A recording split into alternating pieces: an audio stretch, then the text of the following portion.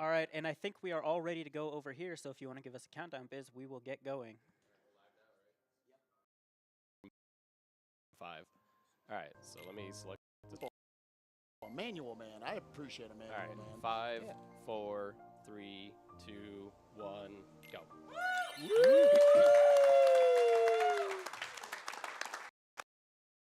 All right. All right. And as is tradition with Kingdom Hearts 1.5 runs, we can now go to the bathroom. Yeah. Yes, so unfortunately, in every single version of Kingdom Hearts 1, we can cutscene, which I'm sure a lot of viewers are glad we can't, but for us runners, it's kind of annoying. Get ready for that VOD to be muted. So do you want to like talk a lot during this bit? I'll explain a couple things, I guess. So this is 1FM, and it's the PS4 version that just came out a couple months ago. We are running it because it is the fastest version by far. Oh, yeah. It's at least around 30 minutes. And it's pretty much a little bit stable, but I did crash pretty early in practice. We're gonna hope that Totally not rooting for it. I'm also playing in English, even though it's about 20 seconds slower, because they just really wanted the English version, and I don't mind only being 20 seconds slower. Yeah. Plus, English has a pretty cool view in Kingdom Hearts that we're going to get to show off later, which is pretty nice. Yeah, exclusive to it. And it says also just kind of breaks up one part of the game, which again we'll get to. You want to talk about, Biz, also what category you're playing on?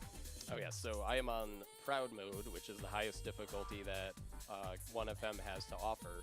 However, they added in a new ability in 1.5 for the PS3 and PS4, which is EXP0, which you might know from other Kingdom Hearts games that they started throwing it in.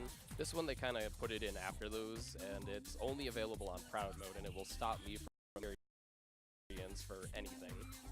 Yeah. What's funny is he's actually first, because there are a few fights before you can open the menu, but he'll still be at level 1 based on at the beginning. Yep. Party members, a couple of them, but there's nothing I can really do about that without wasting a lot of time trying to exploit despawning, so we're just going to roll with that, because Sora will be level 1. Really overpowered level 2 all throughout the course. Normal run, we get to 50, so I think it's okay. So, yeah. It's a though there has been for this cat.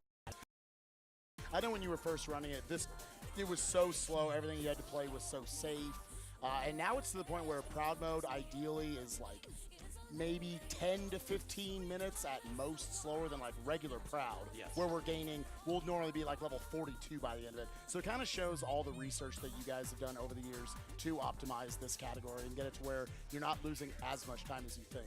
Again, there's a lot of quirks with level 1 that you're going to be seeing throughout it. That'll be pretty mind-blowing once we get there. Again, first time this category, level 1 Proud, has been shown at a major marathon. All right, so I have to choose my weapon and pretty standard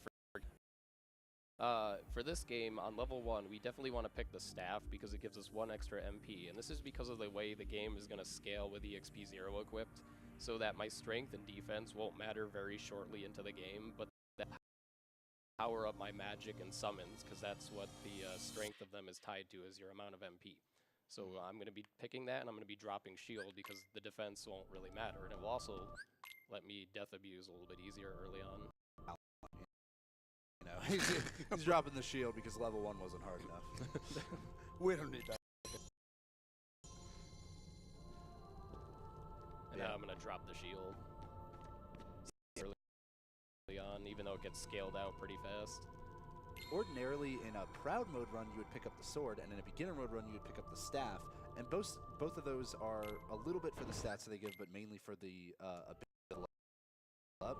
But obviously, we're not going to be leveling up for that MP, like Biz said. Here's a little tutorial on how to attack.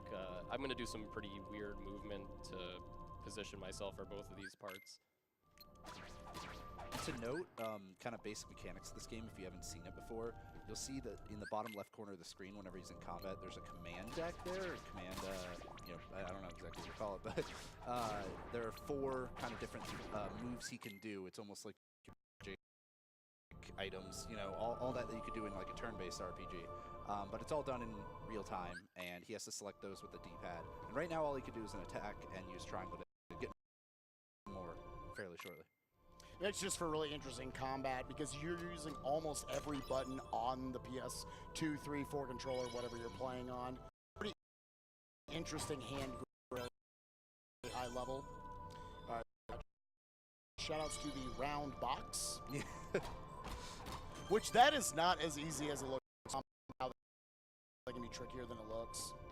Yeah, Eric, but you have to match them out pretty heavily to do them effectively, or you'll just land on the ground. Also, here I'm picking all these bottom options. This determines your level 1. I need to pick the night route so that I don't level up before I can equip EXP0. And you only need to pick 2 out of the 3 options to get the route, so hopefully I chose night route. Yeah, it looked like night route. Yeah. Yeah, because there's one more forced fight before you can actually open the menu. There's a way to open the menu in that fight, but it takes a really long time, and because, like Biz said, out of your level by the way, this is where I crashed. So let's pray for not that. Not crossing my fingers for it not to crash. Shadows, who's notoriously dumb, worst enemies in most Kingdom Hearts games, and you can kind of see why spread out. It's really awful, but that wasn't too bad, honestly. Yeah. Okay.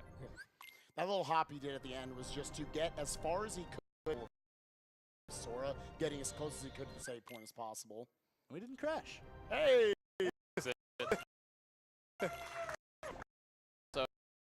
Just a couple hours to go. I just equipped EXP0, so now I will be level 1 for the rest of the run for sure. I also changed my camera because I hate this version's default camera.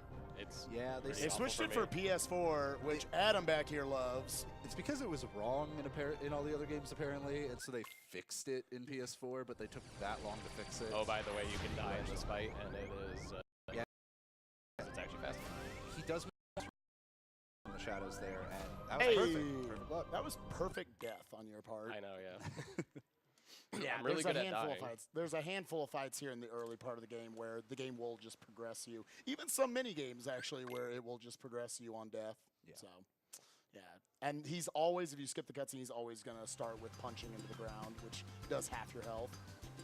All right, so here, these 2 days we're going to be on, or I guess technically 3 days we're going to be on Destiny Islands. First days we're just going to be collecting a bunch of stuff. A little weird about the PS4 version is that a lot of the physics just changed. So right there in the PS3 version, like and the other versions as well, we could have like done a little jump up there, but that's just kind of one example of like we had to throw that barrel up there and then jump up instead. Yeah, so it wastes a few seconds. Oh well. Rip Toji Hop. The platforming in Cage one is a bit janky to say the least, but it is pretty consistent. So you can really get used to it, even though it has its pretty bad quirks to get around. So here we're just going to be picking up our last log, and then we'll have a couple of cutscenes. If Nick, if you want to read a couple donations. Yeah, speaking of the physics, we have a $10.69 donation for 62 saying, "Sup guys, sorry I wasn't able to go to RPGLB. Good luck on the run, Biz. Hopefully you don't get stuck at final rest, or even worse, the game randomly crashes. And remember your Sora physics." We have a $10 donation from Lamel Cage 2. Had to support Biz and the Cage community. I've learned so much from guys like Biz and had to give back to support such an awesome cause. As someone who is pursuing a career in medicine, I really appreciate what RPG Limit Break stands for. Good luck. Hook shit first try and hope the Whiff Master Sora doesn't mess you up. I guess to note about some cutscene skips, some of them can't be skipped as well. If it looks like I'm waiting a long time, it's because I can't skip. It's based around when the game kind of like fully loads the scene in. So it's kind of like cough or pretty much all sick. Yeah, so. We all got kind of screwed over here. So just bear with us. We're all sharing the same room. Yeah. So yeah, here on day 2, there's quite a bit more just objects you're having to collect in order to get off the island. A couple mushrooms, a bottle of water, some coconuts. We're just clearing out this side of the island first, so we don't have to come back here later. The only reason why we have to talk to Kyrie later on is so she can give us the bottle to put water in it. Water for that long trip. Yeah. Yeah, otherwise the routing would be quite a bit different. This is awkward. All right, where are we? One of the kind of few things you can do to try to optimize things is jumping actually just a little bit slow in the air in general. Most of the time, Biz will try to run off of ledges instead of try to jump to cancel out the landing animation a bit. Very minor things, but they add up over the entire course of the run. So right here, we're going to be doing. We actually do want to win this. Old strat, you would just drop down into the water there on the right, and then just take a very boring straight line path up there. He's using just the fall down and hop up method to get a high grab on that ladder, and then ride the zip line down. Whee! Yeah. And then he's going to go across these trees. This is harder than it looks. Just simply moving Sora across these trees, you can fall off of them. To even like infinite hover on the trees Yeah. if Yeah, you just miss a little bit. Yeah. Sora can freak out a little bit on those trees, but Biz was able to handle it pretty well. And there's only so much time you can save in this fight. Riku has to get close enough to the end before the race will end. I consider it a fight. I don't know about you. He didn't fade out as soon as he jumped on the platform there. We know that he saved all the time he needed to save. All right, so coming up is our favorite part of Destiny Islands, coconut RNG. Yeah. You want to get ripe coconuts. You need to get 2 of them. Fun fact, when I was a kid, I thought it was 3, so I wasted a lot of time on it. But yeah, you need to get 2 coconuts here, and it's completely random. It seems like a 50 shot or so, maybe a little less, that's going to drop them. He only wants to do 2 hits here on the PS4 version. A lot faster. So He has to one. check behind the tree too, just in case, because of the camera angle, you might not be able to see one drop behind the tree. Yeah, that's one of those things. Randoms just kind of mess with you, but it's just an awkward area to try to have to, you know, see things behind the tree or change. So nobody's too fond of that. Deal with there, but That much time unless that tree just straight up runs out of coconuts, and you have to go to the second tree and just hit that reset button. BBS runner. He had to go to like 3 or 4 trees once. What a great game. Yeah. All right, well, moving on. So that's it. Again, we had to talk to her the one time to fill it up with water. When we come back to Sora, we're going to be fighting our first major boss of the game. You got a quick donation you want to get in real quick, Nick? Yeah, we have a $5 donation. Had to donate again. The KH speedrunning community has been like a family to me. You all are amazing in life. Spike gets to choose where this goes. Good luck to Biz and Adam on your runs. You know where to send it. Ooh, I'm going to send it to Ventus.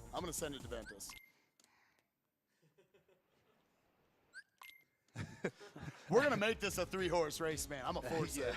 Adam behind us is like, come on, man. But yeah, so now the game wants you to try to fight these shadows, but you have a wooden sword. You can't fight the shadows. They're magic or darkness or something.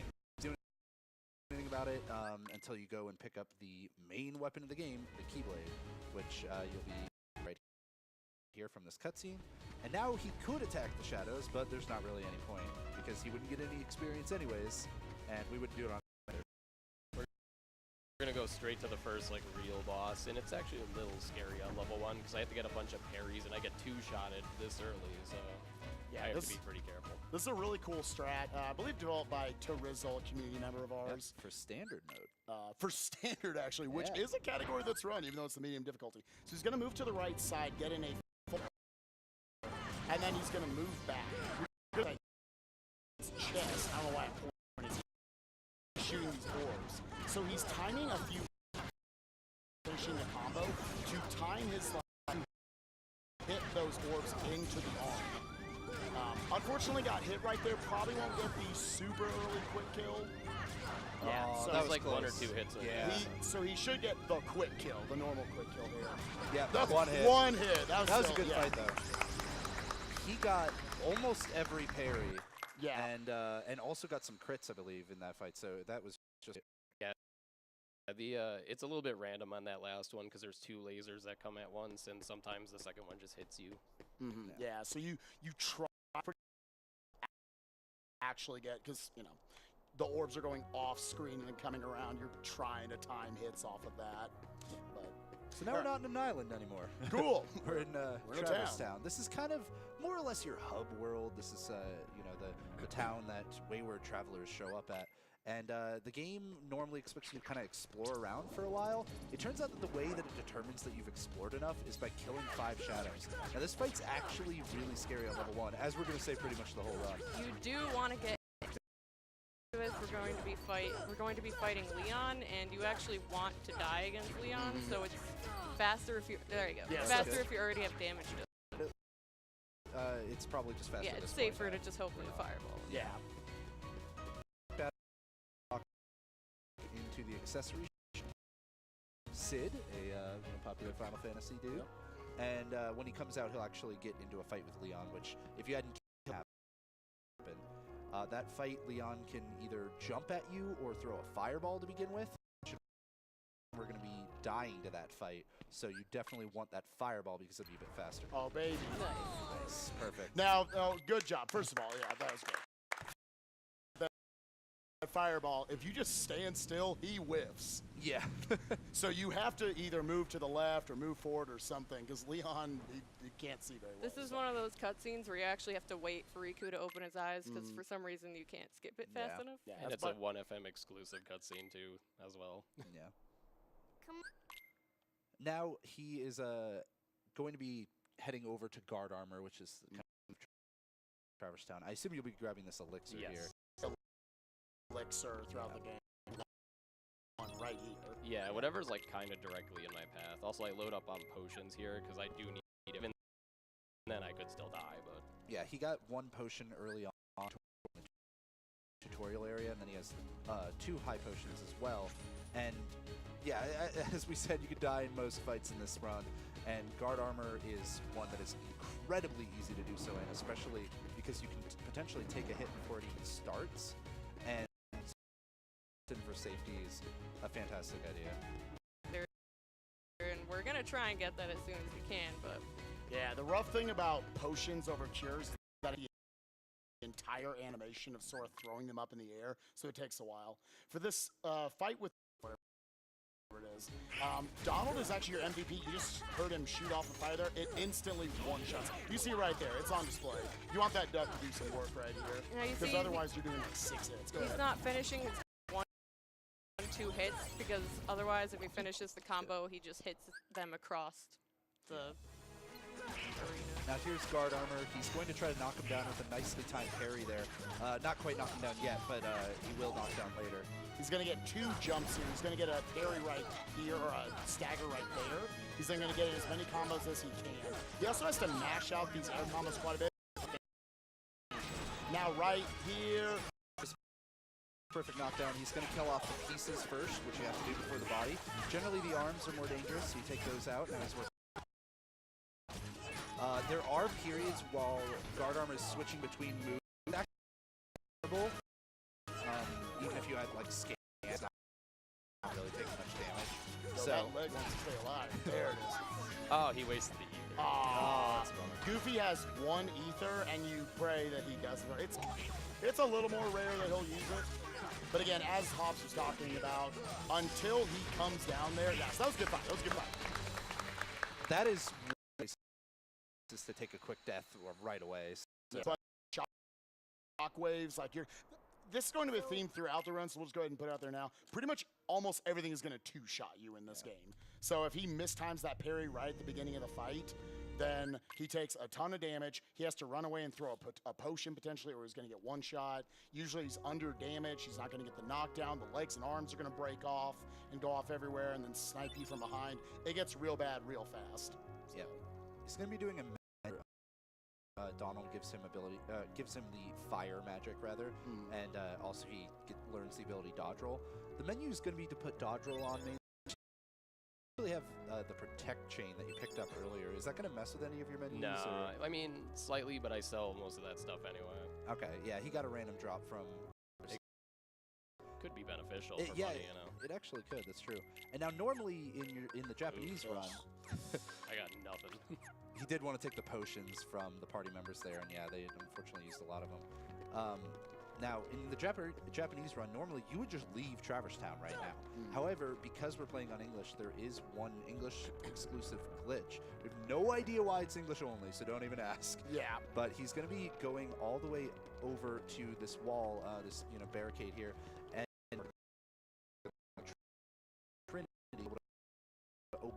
obvious pathway to the secret. If he just holds forward after this cut, it's in. Boom.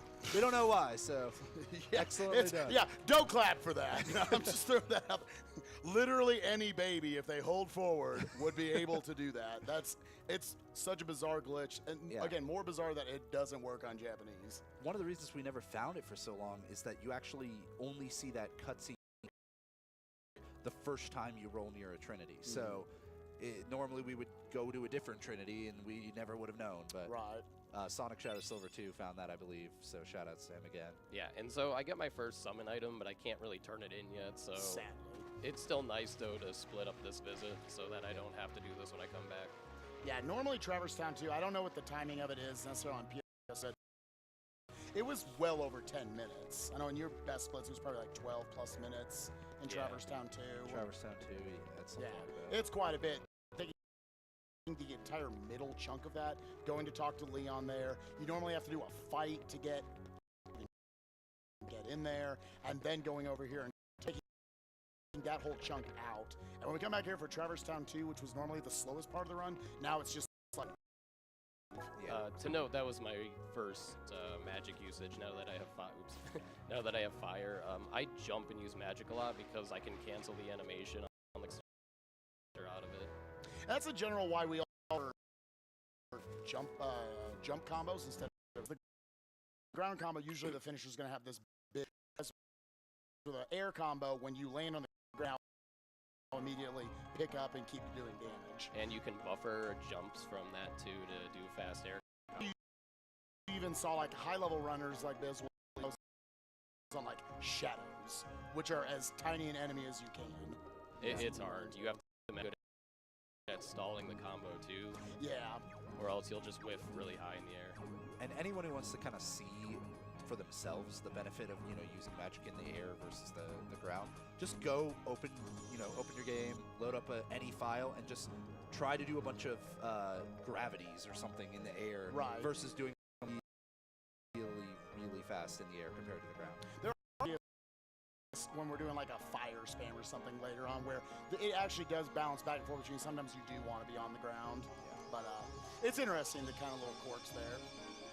So now that we're almost done talking to Merlin, we really only came here because now when we come back for Traverse Town 2, we can warp to here, and also for this Trinity that's going to give him some needed money and a Mega Ether. Using it anyway because good old Goffy over here wasted the Ether. Yeah, again, normally Donald's going to have potions and an Ether, so it'd be nice to have had all of those, but he got 2 potions out of all that. Pretty unlucky. Meanwhile, we are doing our gummy ship editing. You start out with this nice fancy nothing. It is a but darn is it going to go fast. Yeah. So I guess it's worth noting that this is only for level 1 you do this rather than Wonderland first. There's a couple reasons for this. For one, we want to get Thunder, and that's because we need to get 1 of each magic to be able to get the Spellbinder Keyblade later. And it will also speed up Deep Jungle Thunder, which is actually pretty strong for early game. So it has that benefit as well. Then to do this first rather than loop back around the other way. Yep. It is a very long mission, actually. A very long gummy mission. Worth noting is I can get 1, 2, and 3 shotted really easily on these gummy missions. It's not like 2FM where all difficulties have the same gummy missions. They are harder on Proud in 1FM, so I have to be really careful. That's why I put a gun on for safety. Yeah, if you're hardcore, and usually beginner runs just won't put on a gun in this menu. They'll wait till a later one when they're back. But or if you want lazy strats, you showed off last year. So to kind of note how the gummy faster, so it kind of has different weight classifications, the ship does. So we just take all of the armor off. You technically could only take off like half the armor and be just as fast as this, but it's a lot faster to just take all of it off and just be good and just don't get hit. That was probably a good donation time while I'm finishing this up. Sure thing. We have a $100 donation biscuits. Hey, what up, buddy? What's up, buddy? Shout out to my brother, Biscuit047. We've been playing Kingdom Hearts since we were young boys, seeing how many times in a row we could beat level 1 Terra no other Biscuit says it was a tie, but I think I will. Either way, good luck on the run. I know you'll do great. Thanks. Go on. Man. I don't think I remember this, but I'll believe it. What a good older brother you are then. All right, so yeah, this is Olympus Coliseum. Again, this is a really short trip. We're not actually going to be completing the world or locking the keyhole or anything. We're just going to do these two little mini games given to us, these training sessions by Phil. And you talk to Phil, he says, go push the rock, you push it, and then you talk to him again. It's just a little bit faster to push him first. So here you just want to middle of these barrels. He'll do air combos or ground combos just to change the trajectory of the barrels. So are a little faster, so whenever it's a single barrel, he's going to try to do that. But they are, like the first one, still a little difficult to actually hit in the air. This is the longer one. Or not a lot better, sorry, rather. A lot harder. Man, I'm having fun. What's funny is that you would have to do this section, but you would normally come here with gravity. You could actually just use gravity these large groups, so it's pretty spacing rather than he needs to do without having gravity.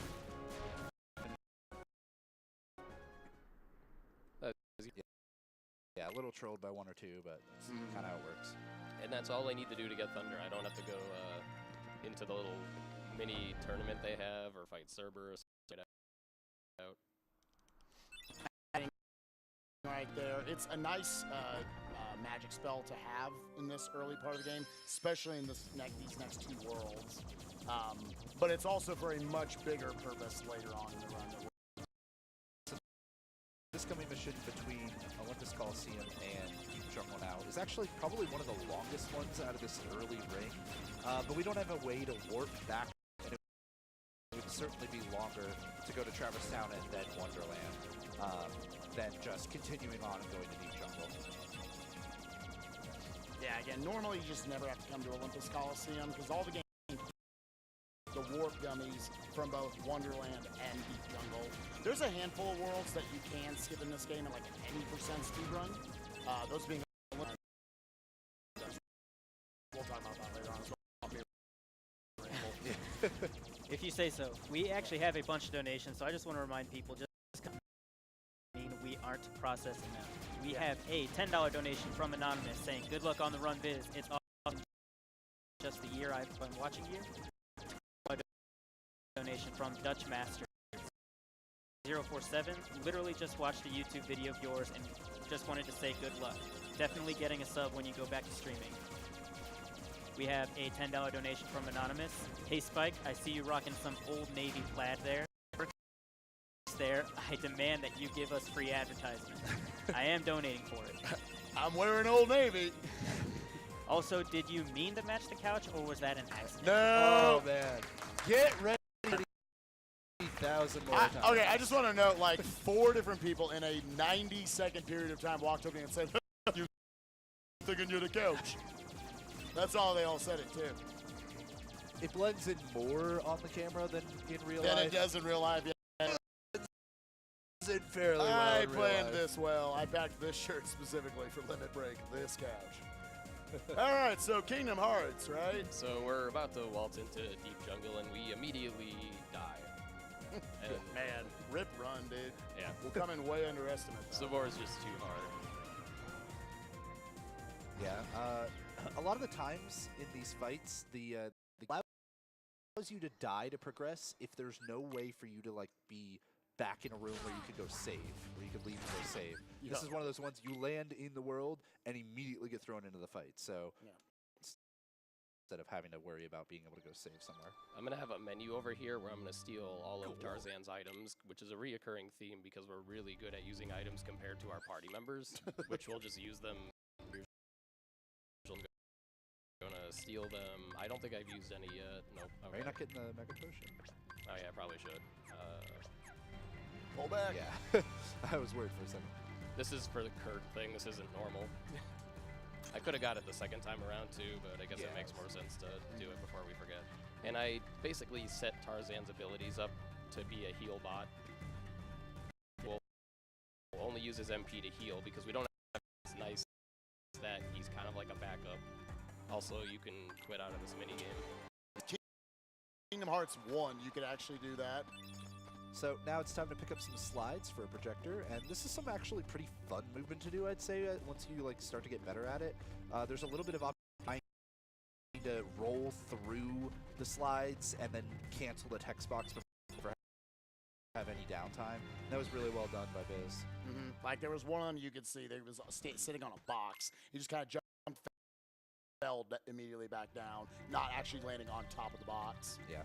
He's going to grab that chest you see in the cutscene right there. I keep pointing at the screen like you guys can see it. That is just going to be sold later on. There are 2 total runs, so if you don't like shopping trips in your RPG speedrun, this is the one for you. Yeah. Yeah, but that's going to be sold later on for a couple of gummy pieces. And for extra ethers later on as well. Yes. Level 1 definitely needs the extra ethers. Yeah, and that's why he also picked up a Mega Ether on his way down to the tent. Oh, I forgot the customize menu. Oh yeah, I was wondering why you didn't. This is only because of English. On JP, I'm okay with the default. Also, I button map on PS4 because I like attack being circle. Yeah, that's a feature you can actually do with the PS4. It's pretty cool. Forever, it's always been if you switched between English and Japanese, for Kingdom Hearts runs, you had to switch circle and X, and now you can just do it on PS4. He made an early cycle there. Yeah, that was good. Yeah, that hippo that looks like it was completely down the ground. If he had been just a little bit slower, the hippo would have been too low and sort of been waiting around in the water, and you would have lost about 3 seconds. There skips over us having to do this whole vine minigame where you swing on it. We're never going to have to do that. It's kind of a recurring theme about Kingdom Hearts 1 FM speedrunning in general, is that, or just 1 speedrunning in general, that they give you all these minigames and we just don't do them.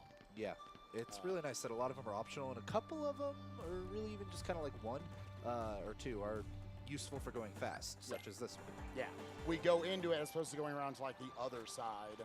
So for a while, the community thought, oh, it's really slow to go through that, so we'll go around the back side and come around. So we kind of just ignore Sabor there. He's not important. Yeah. He's not waiting for us now. Now we've got our first real kind of force, well, not the first, but we got some force mob fights here with Power Wilds, these monkeys. Thunder's really good. Don't blink. A lot of beginner mode runners are probably pretty jealous right now, but keep in mind I get pretty much easily 2-shotted by them, so, and I also don't have infinite MP. Yeah. So I just, Thunder doesn't use the orange MP bar mechanic that Fire and Blizzard does, so I use Thunder only 3 times right now and I'm done. Yeah. So now I take a have full blue segment for every Thunder. Ordinarily, Blizzard takes, I think it's You want to explain that half of trick while I do the next fight that I did right there? Yeah, he went into another minigame and quit out and put him into a different room, which is where he needed to move on to. So we didn't do that the first visit because you actually just can't access that minigame yet. So what's really interesting about these 5 sets of Power Wilds that he has to fight is he has to kind of balance when he's going to use Thunder for MP, when he's going to use up his MP for Thunder, and when he's not going to. Again, he has that 1 Mega Ether that he could throw here, but you want to balance that with when to attack because, again, your MP bar that's on the right side that you're looking at in the bottom right part of the UI, it's filling up as you're dealing physical hits. So, again, it's kind of balancing when is Thunder usually going to hit, like, a lot of enemies. Yeah. Left on its own, you could be using Fire, which would cost less MP. Yeah. Keep pointing at the camera spike, it helps. Yeah, no, that's, it just looks so pretty. There was an example. Might not have to use the Mega Ether at this rate. Yeah. There was an example right there of a Fire he tried to cast, but it didn't actually go. After a little bit of kind of tricky platforming here, he's going to try. This became harder in PS4. There we go. Yeah, that's not normally that difficult. Yeah. So he tried to use a Fire there and it got canceled when he hit the ground. That's one of the kind of dangers of using your magic in the air. All right, so again, you're seeing. Oh, well. Okay. Oh, well, now I have to use it. That went too fast. Unfortunately, they died, a little too fast. Gonna have to pop that ether. Specifically. Normally we could use them via that command menu in the bottom left, but he has the potions still equipped, which he is really going to want to keep on for a little bit. All right. Those were good. Man, Thunder looks so nice on those fights. It's not fair, man. Again, a lot of the lower level categories, the beginner, even regular Proud, you're not going to have Thunder there, so you're using a lot more Blizzard that you get from Wonderland, Fire, stuff like that. And just generally dying to Power Wilds. It's great. All right, Sabor, you came up with this strat. You talk about it. Yeah, so he's going to go into this second fight with Sabor, which is the actual real fight. He's going to dodge away from Sabor and into this loading zone that we kind of came from, using some thunders on the way just to bait Sabor over here. So then going to try to get one combo to stun Sabor and now do full ground combos while mashing triangle to get his enemies, or his allies rather, to attack the same enemy. And they do a lot of damage sometimes. And he can keep this stuff up the entire fight. Come on, and kill Tarzan. Let's go. It should be a couple thunders, I think. In the bamboo. He got a little unlucky with where Sabor was getting knocked around from the finishers. But There we go. there we go.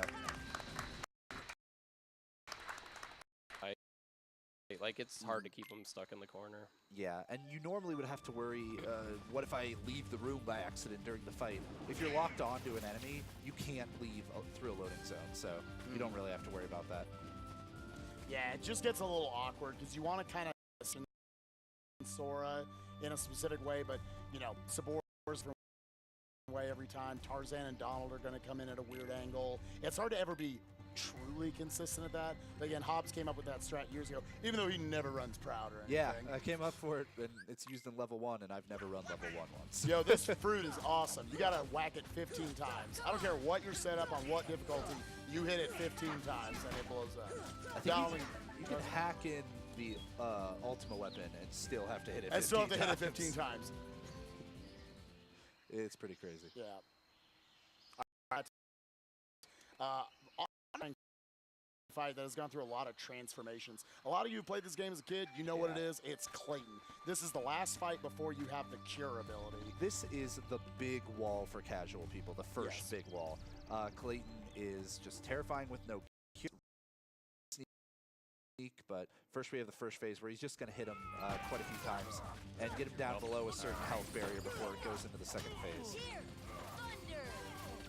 This is probably a good time to mention, too, that there's a weird quirk with EXP0 in the game, that whenever he uses a finisher, the stock finisher, to be more specific, it'll make that magic do more damage. Him use magic in these fights, but try to do a combo before doing it. So he's pulling him back here towards the back part of this zone because he's going to knock him off a stealth sneak, and now we're going to get the heck as far away from the stealth sneak as we can. Yeah, and Clayton's being a bit of a jerk and getting stuck. We really want to get away from stealth sneak because it has these eye laser attacks. He's going to run out all his MP here and then continue to hit him. He should be far enough away from the eye lasers now. But stealth sneak will come over here. He needs to mash out these 1-2 combos as fast as he earlier with like the soldiers. He only wants to do 1s and 2s, not finishers, because it's going to knock him far away. Only using a finisher when he's fully set up on MP should be almost dead. Oh man, he's so close right now. That's stealth sneak. There it is. For a long time, the strat to go hide up at the top of the area where stealth sneak can barely get at you because it was just that terrifying. Yeah. And luckily, you know, just from lots of some more optimal routing and stuff, people like Biz are able to do that without having to hide like a little coward. Again, like having really quick jump 1-2, jump 1-2, jump 1-2, those combos, not nearly as easy as it looks. You're going to whiff a lot when you're first. Also, all these chests he's picking up, selling these for more money later. This is what it's called, by the way. That's not maybe so M-U-N-N-I. So he can, why? Oh, it's why? Man, both of you nod your head so clearly. In Japanese. All right. Well, I don't know what I'm talking about. So he's getting access to the to a warp piece effectively here, just a navigational gummy piece. He's Red Trinity ability from this, which is why normally we couldn't go and get Earthshine back in Traverse Town from Leon until after Deep Jungle. Right. But because of that weird clip, we were able to do it a little bit earlier. So I just got my first different Keyblade there. However, I'm not going to be equipping it for a long time. That's because, like I mentioned earlier, there's a weird scaling system tied to the EXP0 ability because you're not meant to be low level in this game. So they wanted to accommodate that so you don't do chip damage. One-shotted by everything. So I'm not going to any of the fights. So we have like a priority for Keyblades. First being the best Keyblades are the ones that increase MP and then range. Anything after that doesn't really matter. Yeah, again, level 1, your strength stat means nothing. With that, we're heading over to Wonderland, which is normally the first world that you would actually fly to in a Gummy mission in most runs. And during that time, I'm going to throw it over to Nick. Actually, we do have a ton, but I just want to update real quick character bid. Oh. Right now, Terra is sitting at $718, Aqua at $543, and Ventus at $325. Hey, it's making a comeback. It's making a The comeback. They're three-way working on war right now, Come dude. on, I like come it. on, Ventus people, let's make it happen. So we have a $10 donation from Osix Blue. Shoutouts to the KH community for being super friendly and helpful, and to Biz for trying to get Square to fix Kingdom Hearts 2. Try my best. Definitely. He actually compiled all the problems with the PS4 port for the games when it first came out, and Square actually did patch a few things. So Like 2 things, and then they ignored the rest. we're hoping it's still coming. Yeah. maybe one day they'll patch out Save Crash. We're definitely happy to have this collection. It's made it much more accessible. All the collection on one disc. It's nice just being able to swap from cage 1 to cage 2. Ever getting up, I don't need exercise. But we would also like to not have save crashes and just crashes in general all over our game. So Yes. just please do that. That would be great. I think we can get one more fast donation in. We have a $100 donation from Al PlayPal. Can't help but donate during this fantastic run at this important marathon. P.S. Just for fun, I will be donating $5 for each death, intentional or nice. otherwise, and $20 for each hook shit missed. Good luck, Biz. Time to go for the hook shit I am miss record. sorry. Yeah. I am sorry in That's, advance. you know what? Okay, so I was going to do $100 per death, and I'm going to add on the hook shit misses, because that's cool. Yeah, so I'm going to donate $100 per death. I really hope that any amount that you can donate, it's a fun way to kind of play along. Just, there are 2 intentional deaths in the run. There's at least 10 on my items, but yeah, it's because it's level 1 in a marathon run, there probably will be deaths somewhere. If not only in Final Rest, mostly, probably 10. And hook shit misses, we'll be sure to let you know when we get there. We do hope it doesn't miss. Yeah, We'll find out. So we've already had 2 intentional deaths, right? No, We don't really count those because Oh, it okay. progresses. we'll explain that. depletion of the health bar, I guess. We'll explain that Going a to little the bit later on. continue screen. I think you spawned the second group. Nope. No. No, What? Sometimes it just lasts long. So as you saw there, Biz had to just wait. His command menu was still red, and that meant that the game thought he was still on. Combat, you can't actually examine or interact with any objects. So he had to specifically dodge roll in a very precise way to avoid spawning more enemies, and then he had to wait for his command menu to go blue. So, I don't know about this mini game right here. So they normally want you to go around and find 4 pieces of evidence. He only found 1, and then you can progress through the game. Whatever box hit the ground first, which Far left? Far That's left. my guess. Yeah, I'm looked going like far far left. left. It's harder. Legitimately, it's harder to tell on PS4. They just drop. Almost them, like- impossible. Yeah. Most of the differences, by the way, are because they went from 30 FPS nice. to 60 FPS in the PS4 version. So Whichever box hits the ground first is going to be that heartless. So it's actually not just a random thing how it shuffles it up. It is random, but you can tell which one it is. So now he's going to have Donald and Goofy in his party for this fight. Crank Tower is a weird fight, to say the least. He's actually doing really slow air combos, which actually allowed him to break all 3 of those open. Yeah, So now- kind of nice having Cure right here. yeah, ordinarily you wouldn't have Cure at this point because you would do Wonderland before Deep Jungle. So that is a nice thing about level 1. He's being able timing to cure. his finishers, so he tries to clank with black cards attacking him, so he's jumping pretty high. I was being pretty safe there by retreating. I could have tried to jump up straight cure kind of thing, but That's an easy you way. could die. There are 2 fights that are the reason I don't run Proud Mode, and those are Guard Armor and that. The card tower is Crank Tower. not normally as bad because we have cure here. You normally don't. Exactly. Sure. So on That is regular nice. Proud runs, Wonderland's actually a little harder on normal Proud than on level 1. Yeah, it's another little weird quirk about that fight is that the actual tower itself, after you break the 3 cranks, until you have hit it 1 time, you can't lock onto it.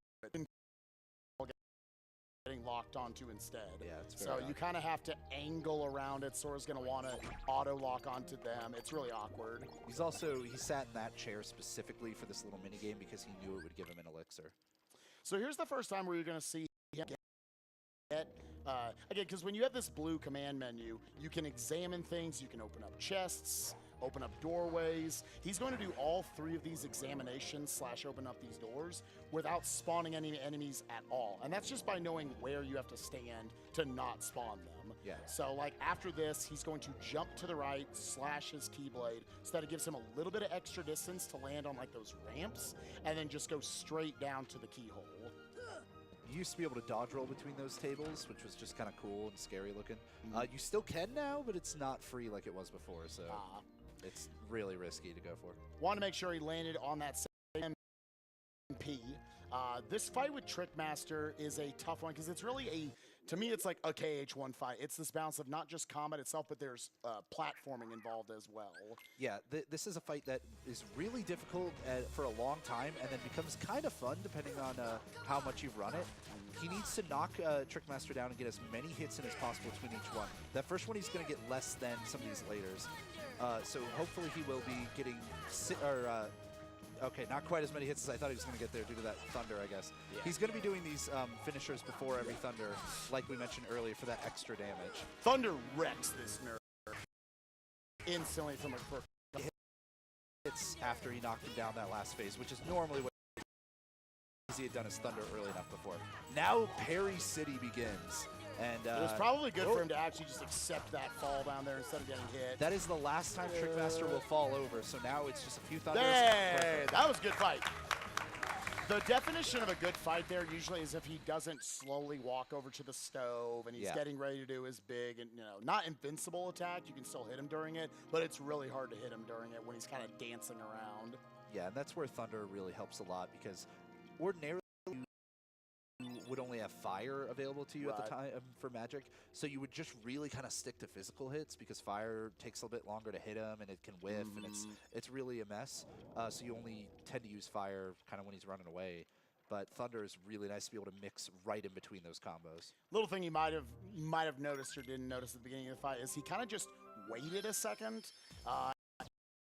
Master get closer to the table and the chair to make the hops from the chair or the table up there a little bit faster and a little bit easier in general. So he also just got Blizzard, so now he can the magic, the fire, Blizzard, Thunder, and he also has Cure. Yeah. So he'll be sticking with mainly that magic for a while. And now we're just heading back to Traverse Town. So. Yeah, I would actually like to take this quick on because I know you have a lot of donations. We have a little bit of downtime right here. It's kind of the biggest point of downtime. I just want to talk a little bit about this Kingdom Hearts Birth by Sleep bid war going on afterwards. And if you, again, it is between the 3 characters. Adam's nice enough to come here. He will run any of them that you donate for. It looks like it's a very close bid war between the 3 of them. If you donate for Terra, I think the most exciting thing about that is just that you have those final 4 boss fights that any of them could kill you. They're all terrifying to watch. And he doesn't have as many overpowered abilities, so he's got to, work with a lot more tools. Ventus is a really varied run, like we talked about. Some really cool sequence breaks all over the place. I know you've run it. Yeah, there's a sequence break pretty early on to get Super Glide, which is pretty cool. And you also get to use a lot of different mechanics in the game to do crazy amounts of damage. And then Aqua's a girl. And Aqua is a girl. And one other thing, that is actually kind of the original category that blew up when we had access to the PS3 one who routed it. Aqua is the fastest any % category for Kingdom Hearts. So yeah, that is world the cool record thing coming that in Aqua under 45 minutes, so very, very short. Also, as a Also, it has maybe the greatest cutscene in the history of video games. I am not overhyping it. Yes, you are. No, I'm not. You will lose it. You will lose everything you have. It is so funny. So with that, donate towards the one that's in last place. Right. I mean, I'd like to see all 3 of them. Now, let's push towards 100,000 tonight, guys. Let's kick it over to Nick as we're going through Traverse Town 2 for a lot of donations. Yeah, we have a $5 donation from Sephiroth1277 saying, my donation is Albert's choice. $5 donation from Mozilla Fennekin, hey Albert and chat, donating for, I'm Ventus, call me Ven, in BBS. The dream is alive, and also this donation is for Spike Vegeta. It's unfortunate that the couch has consumed his body from the neck down, and I hope he gets the help he needs. Real quick, but he sold everything that wasn't an item in that little shop menu right there. He's gonna be doing that just to buy some gummy pieces and later on some ether. Now he's going to be getting access to Simba, the first summon of the game, after delivering this book to Merlin. So the warp is something that is new in PS4. The warp back out to the world map because of the loading times. Without that, I think we could take some more donations. Yeah, we have a bunch. We have $12 from Anonymous. Yo, Biz, good luck. Really enjoyed your 1.5 runs for the PS4 the past month and glad to donate to a cause that's close to home. Here's to Terra, everyone's least favorite character. We have a $5 donation from 13 Lightning. I have mad respect for anyone who can play KH games on the hardest difficulty. That KH2 run from last year was one of the most amazing things I've ever seen. $5.25 from Ryan. Excuse my husband Ryan for introducing me to speedrunning. I love you, Ryan. That Kingdom Hearts run series is my favorite. Go Biscuit. Glad to give to Nami. Great organization. We have a $10 donation from Kirby Masta. Kirby Masta from behind the couch here. What's up, dude? Right there. I handed it to me. Yeah. He will donate $10 for each crash that happens in Biz's run. Oh, baby. Let's get him coming. 0 would be nice, right? I mean, you know. We had a legendary tweet out yesterday or 2 days ago of all 4 of our races on. I think it's on Crash I think it's time to come clean about it. We totally, we know how to do it. But the fact that we know how to do it is still a bit of a problem. We finished our series-wide race and then crashed all the games. But we do know how to crash all the games. 2 different games, not just the same game. Yeah, we crashed in 1FM and DBS, so. Anyways, he's going to pick up some gummy pieces now to make his ship go faster. And then right after he leaves go for it, Nick. We got a little bit more time. Crashes. We have a $25 donation from Raw Kitman. Just tried to do a beginner run on my PS4 and break my game. Yeah, that was one of the crashes we did. I nailed that yesterday. I was great at it. I do actually, once again, I'm going to cut in here. Again, just another little way to make the ship faster. Your highest single engine gummy is there. He took the fire gummy off and gave himself make it move faster. And he also gave himself a haste gummy, which imagine like a Star Fox 64 style, like a short boost. You'll see it in the bottom right corner that it'll boost and then it'll have to recharge. And it'll boost and have to recharge. Also, now I can warp to places I've already been, so I no longer have to redo the same gummy mission. Yeah. Thank God. And he went to Wonderland there because it's a little bit faster to start this gummy mission. Yeah, probably on PS4 close to 10 seconds faster. But, all right, go for it, Nick. Yeah, we have a $25 donation from Not So Newbie. Hey! This is an awesome event. Not a huge RPG fan, but I've been enjoying it a lot. Shoutouts to the KH boys and who I hung out with at all the GDQs. Good luck, Biz. One day I'll play myself. I just adore that cutscene. We have a $50 donation from Anonymous. I've been a fan of Kingdom Hearts since the first game came out in 2002, and this is the first time I've been able to watch a speedrun of it. I'm sad I won't be able to stay up to see the Birth by Sleep run, but that won't stop me from donating to see the Aqua run, since she is best girl. Thank you to RPG Limit Break for supporting such a wonderful cause, and good luck to the KH runners. Ventus. Oh, by the way, we're going to the kind of craziest world, sort of. Yeah. Oh, man. One of the easiest ones to lose time on, for sure. Yeah. One of the most variable worlds if things start to slightly. Very common in the world. Yeah. Worst, if not one of the worst bosses in the entire run. Yeah. Here. 2 of them. Well, yeah, that's true. 2 of them. 2 of the top 5, without a doubt. But I don't run level 1, so I can't run. It's like the same as Proud regular for that. Yeah. And Kiwi, why don't you tell us kind of what we're doing before we get to that first one? What do you explain? I know.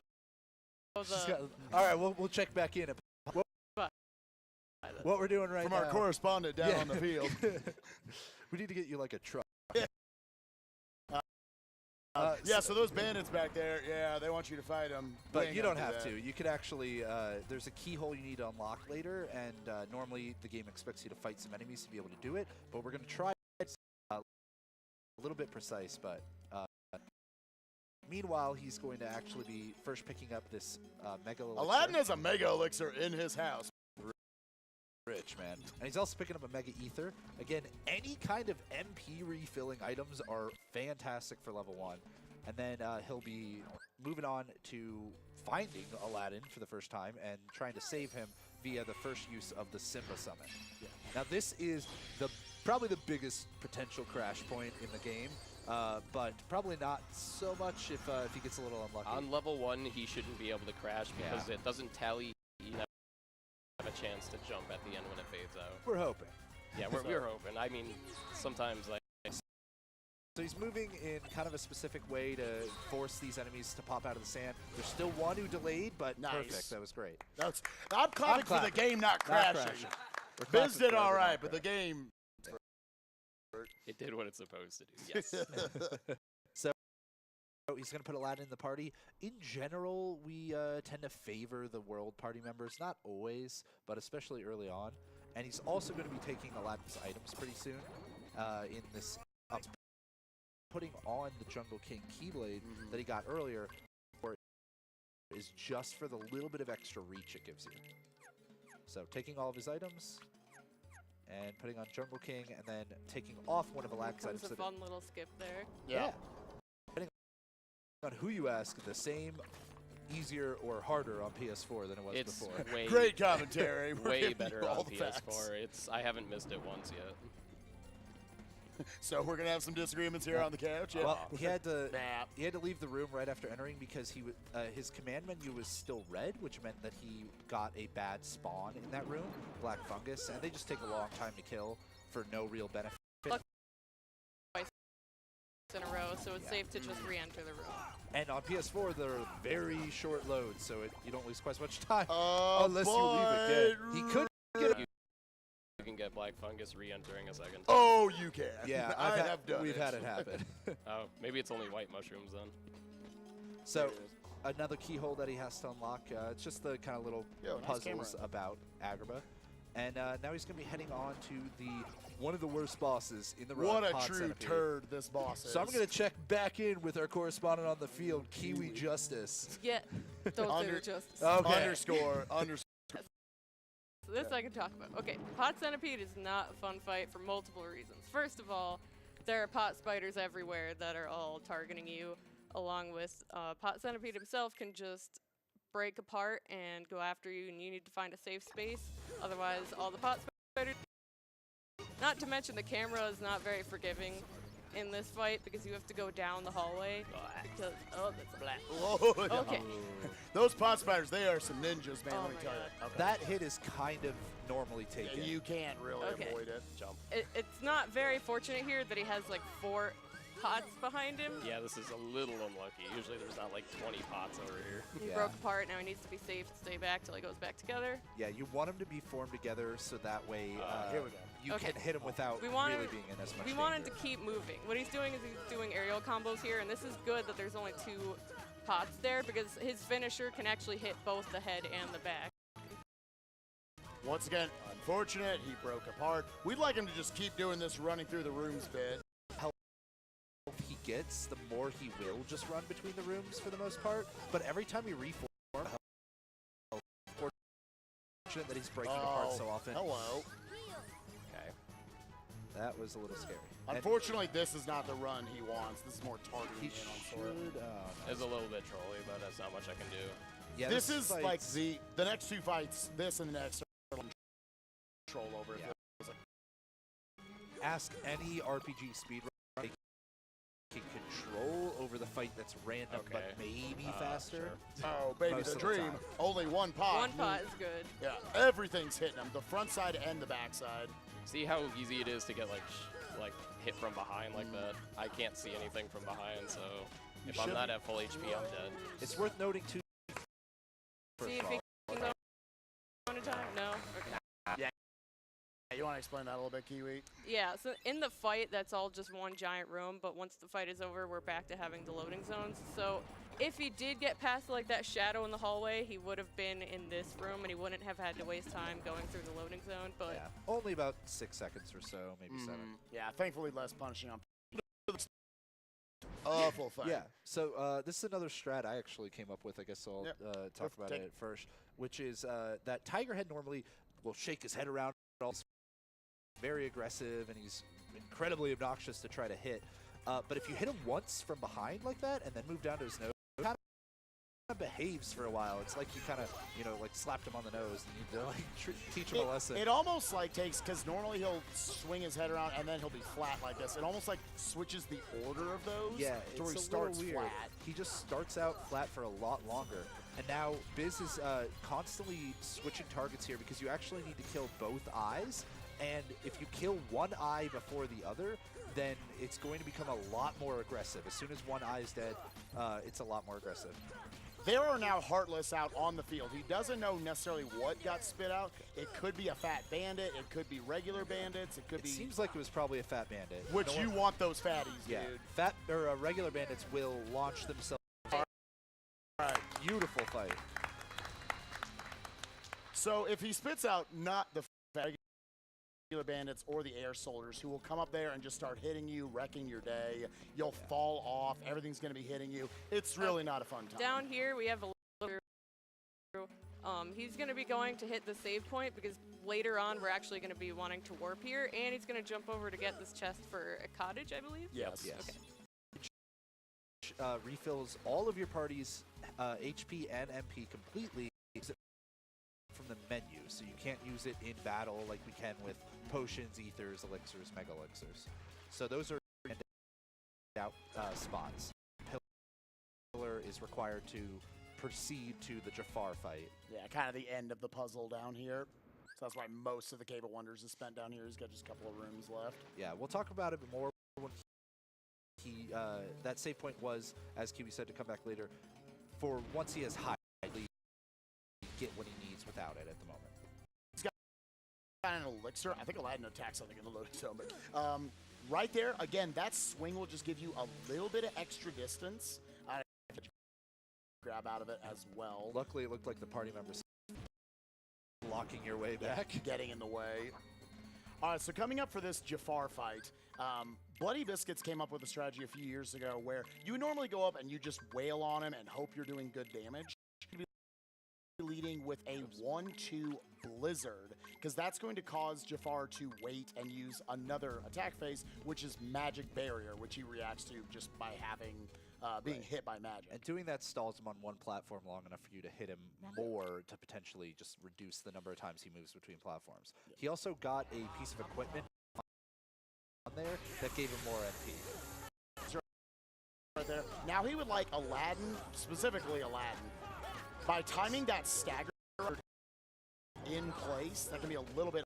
Look for not over damaging him here. Can't really tell.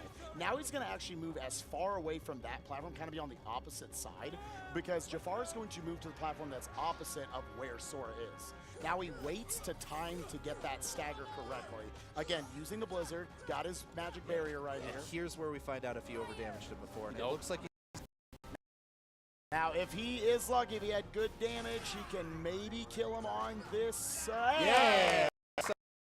Cycle is about as hard to do on level 1 and even Proud as one cycle is on beginner, and they're both incredibly difficult. So that now conscious Jasmine. Jafar one more time, but this time we're really going to be focusing on his lamp because he turns into a genie. Spoilers, man. If you didn't play the Kingdom Hearts series, it's... You'll watch...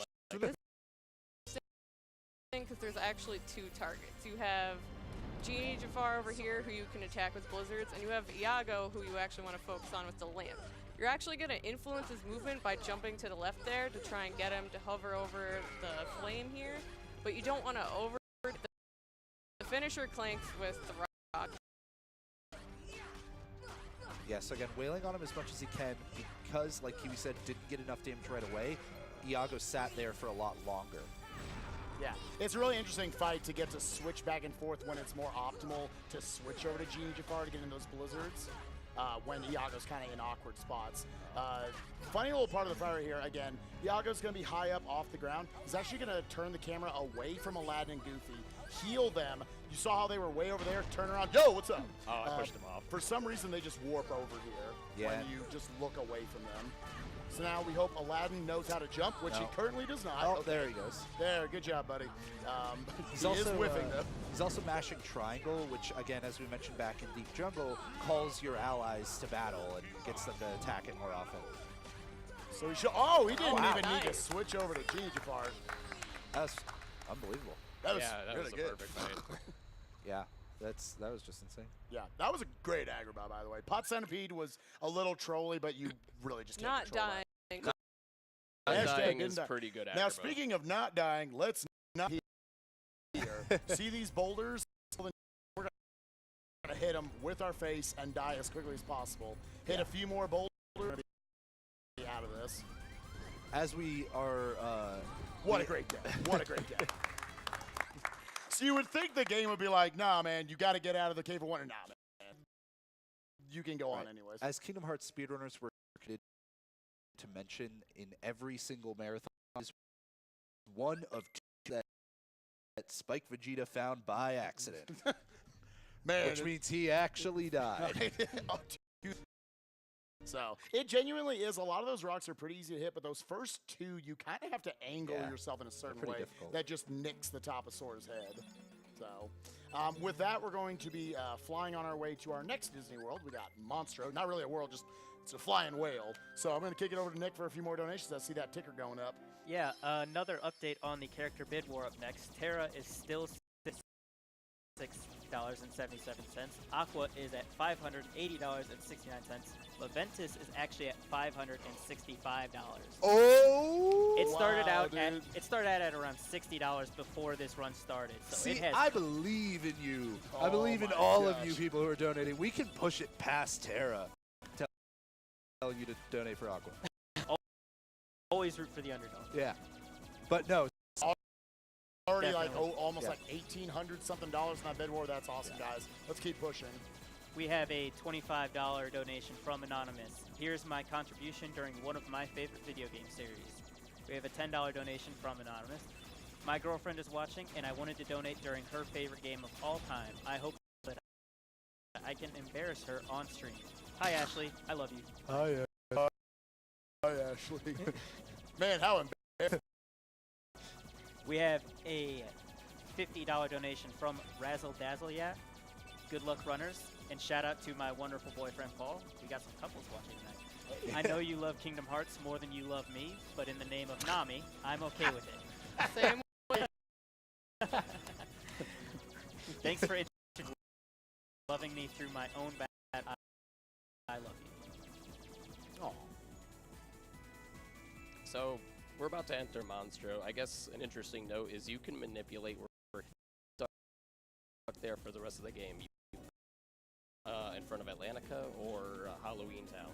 We want them on Halloween Town because for one, we don't do Atlantica, and two, Halloween Town is actually easier to do because you don't have to do Atlantica. Well, it gives you a better reward. It's not necessarily easier. It's actually harder, but the payoff is way better for the run. Yeah, it's going to give you a magic ability, grass percentage damage, which you're going to see a lot of, especially later on in the game. The only time you might see Monstro in a speedrun on the bottom half of the map, over near Atlantica, is in an all-world speedrun sometimes. Some runners do that for a bit of a consistency quirk. You were slow on those cutscene skips. Yeah.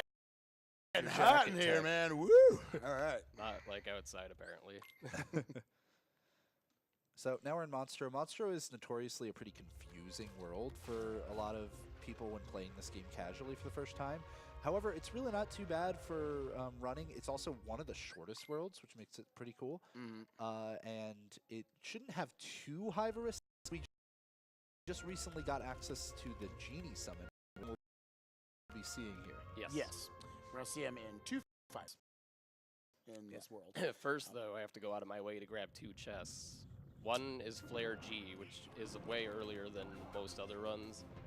And we also get a Mega Elixir, because I need as many as I can get for the end of the game.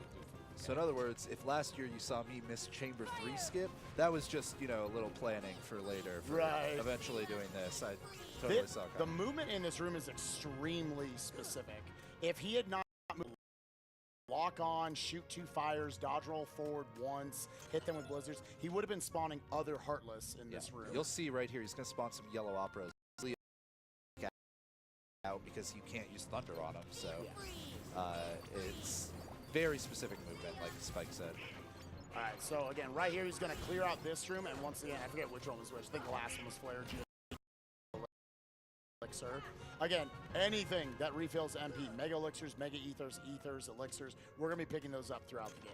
Cottages. Yeah. And I mean, Final Fantasy runs and everything, but just to reiterate, your Ethers refill MP, Potions health, Elixirs a full HP and MP.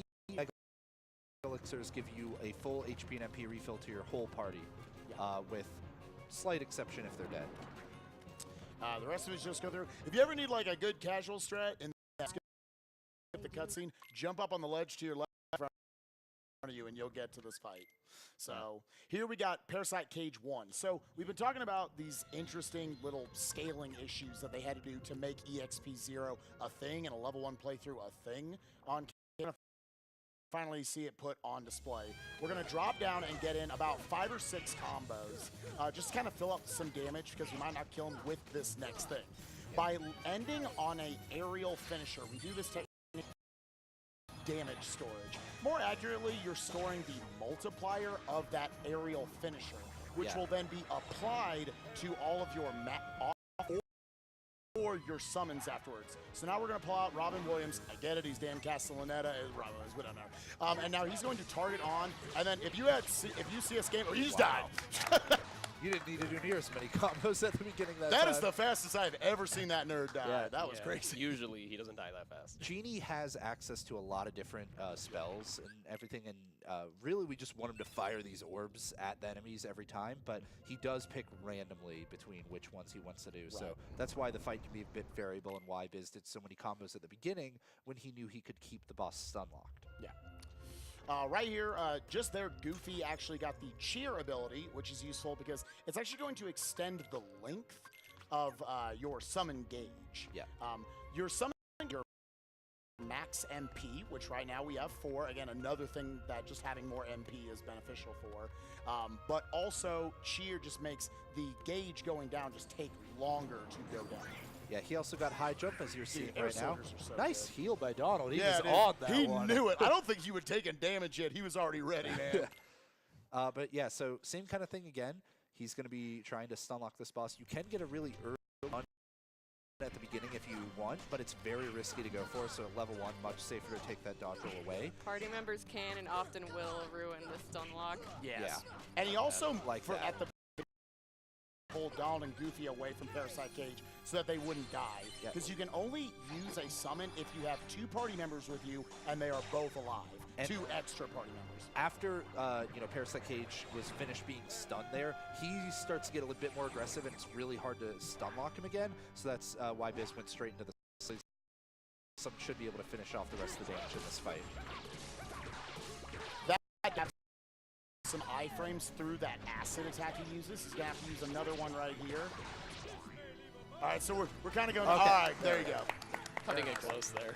Yeah, he kind of evened it out. He showed you how random Genie can truly be. That killed him in like 3 hits in that last fight. There took 2 full combos to get there. Yeah, you also saw him throwing out some fires in between. Again, he just had a little bit of extra chance to do some more damage, and because he used that full combo with the finisher before, like the summon damage. So we'll be seeing that a lot from here on out now that we have Genie and Simba, as well as some good magic options. And it's important to note that there's actually a lot of that damage storage. If he goes up and just does an empty swing, well, now that's the last attack you did.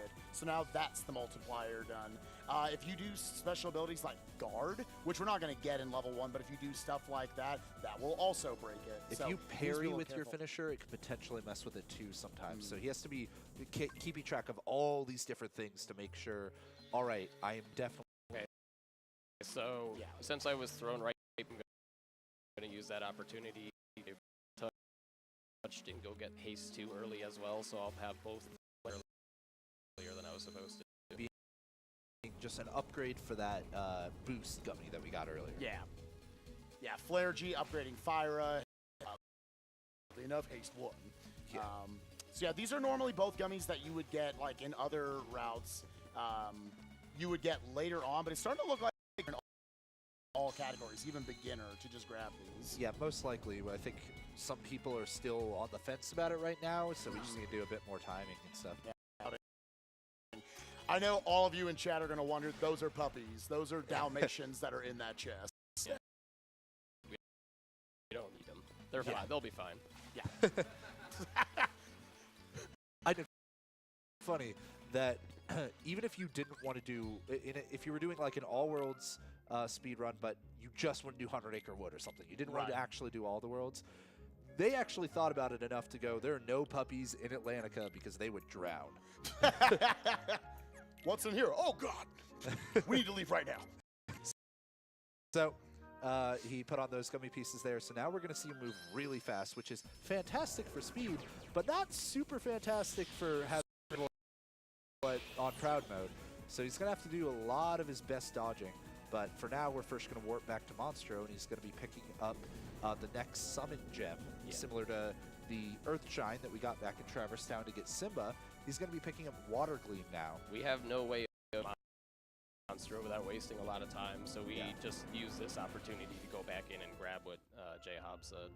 Yeah, Water well Gleam will give him cottages. the double more onto where he'll be using that later. Yeah.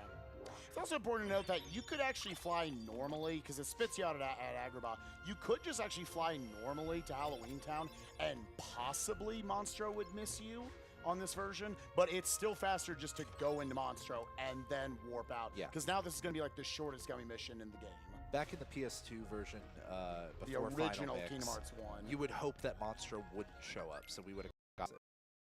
But unfortunately, well, fortunately and unfortunately, they made it consistent in this version, which we would probably be happier about if they had done it with Hook Ship as well, but they decided to just do it for Monstro, where we can take the time loss.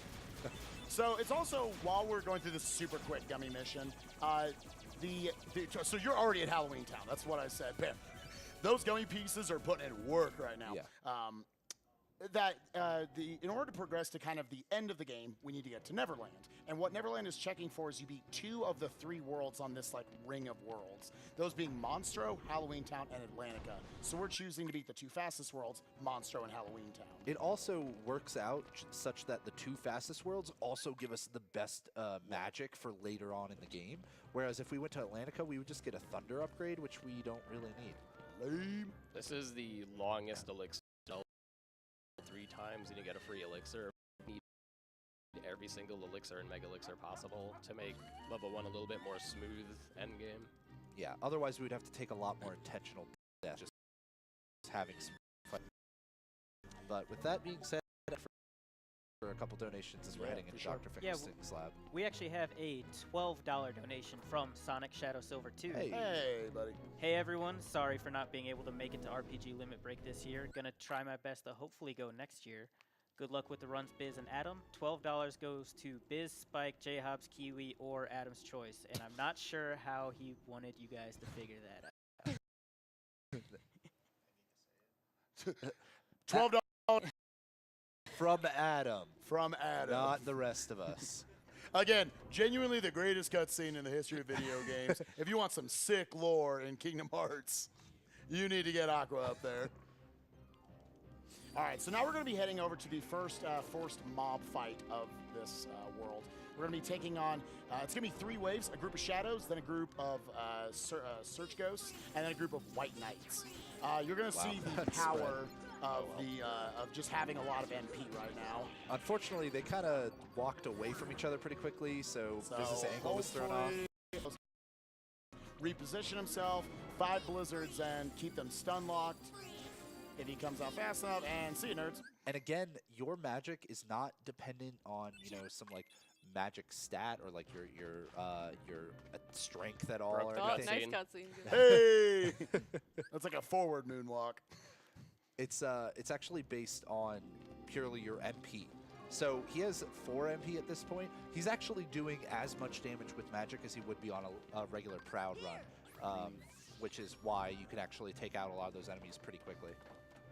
Yeah, he's got a couple right now, just kind of throwing them around because you're going to have to use quite a few Heartless just in these running around the rooms and just using magic just to progress through the world. Back over to the, again, kind of a little just annoying point, I guess, of KH1 is that a lot of times in these worlds, they make you go back and forth between the same spots. In this instance, Dr. Finkelstein's lab, it's random whether he gets white mushrooms or white knights here, which he got white mushrooms. Definitely, it's a preferred thing, I would say, where he can just hit them and say, well, they're gone, cool. That was actually, so white mushrooms actually want you to use magic on them, but only the magic that they're indicating you should use. And Biz was able to luckily hit 3 with 1 blizzard because none of them were looking for a blizzard to be used. That does save a resource for him, because usually you have to use a bunch of fires there, you have to pop an ether. Now he can just save that instead, and the more of those you have, the better. I still have to use an ether anyway. Yeah, I think he just gets to save it for a little bit later or something maybe, or just, Nah. no, Oh, the way it works out use it here. routing-wise. It's just safer to get white mushrooms on level 1. But Yeah. As I brought up earlier, he had to use a fire there just to progress through the world to get that to turn on. And every time, even if you use it and then you just want to go back a screen, like we might see a little bit, hopefully he won't have to. He's going to have to use a fire again to make it go up. So back to Finkelstein's lab again, then he'll be heading right back to the quick donation, I think. We have another $100 donation from Al PlayPal saying this hey. $100 is for Ventus, just for you, J-Hobbs. Yeah, what up, dude? thanks, Al. So now we're going to be heading back over to the graveyard. Again, he's going to have to use the fire to the other side. He's going to have to listen for if Heartless spawn or not. If Heartless do spawn, that's what he wants, or the right Heartless spawn, that's what he wants to see, where it'll be 3 White Knights and a Gargoyle. Let's see if he gets it. Nope. God, I swear every time. Both lately. black fungus. Yeah. Yeah, that's probably what, like, total about 20 seconds or so of time loss. Randomly, just from those spawns. Because we want that command menu in the bottom left corner to be blue instead of red so we can activate things. We're going to activate this switch of sorts on the hill, and you can't do that until you clear out all the Heartless. Instead, there would have been black ever to kill, not worth it. Might as well just go back and reload this there. That both of those happen. Yep, so now he's going to be heading up to Oogie's Manor, and we used to, for a long time, have to do a fight in order to open a door. It turns out you don't have to. Through a lot of community dedication to figuring out a bunch of different jumps and stuff, you can actually skip having to open that door at all after he went ahead and put a bunch of MP items into his... I did an inventory. elixir and 2 potions for safety. Oh, my bad. I'm Lock sorry. Shock Barrel is a very risky, a lot of MP, but when I run out, I'm going to try to attempt to heal myself. I also get easily 2-shotted. Speaking of MP, there's an enemy up here. He's got 2 combos on just to get the orange bar of his MP up because you want that as full as possible. We're going to have to whack something else because we want as much Blizzard spam as we Where can did he get. You could go for the gargoyle. Dude, did you just... You could go for the gargoyle. You're right. Yeah. So much. Right, this is a fun fight. He's going to jump back to the right and then just Blizzard spam forever, pop an elixir, and continue Blizzard spam. Oh, boy. Yeah, you can They all already went see to they the spread side. out a lot. I think he's hitting a good chunk of... Rolled me by going to the same spot, which is actually okay so Yeah. far. As we mentioned multiple times, this is just one's a dead. crazy, dangerous fight. This is the easiest way for us to try to make it a little less dangerous. All right, we killed the 2 Wait, did you? Oh, no. No, this is No. the worst. Probably almost dead. Okay, yeah. If he gets hit, he actually wants to retreat to the couch there because it's the safest spot to try and heal. It's kind of messed up because if he ever did take a hit,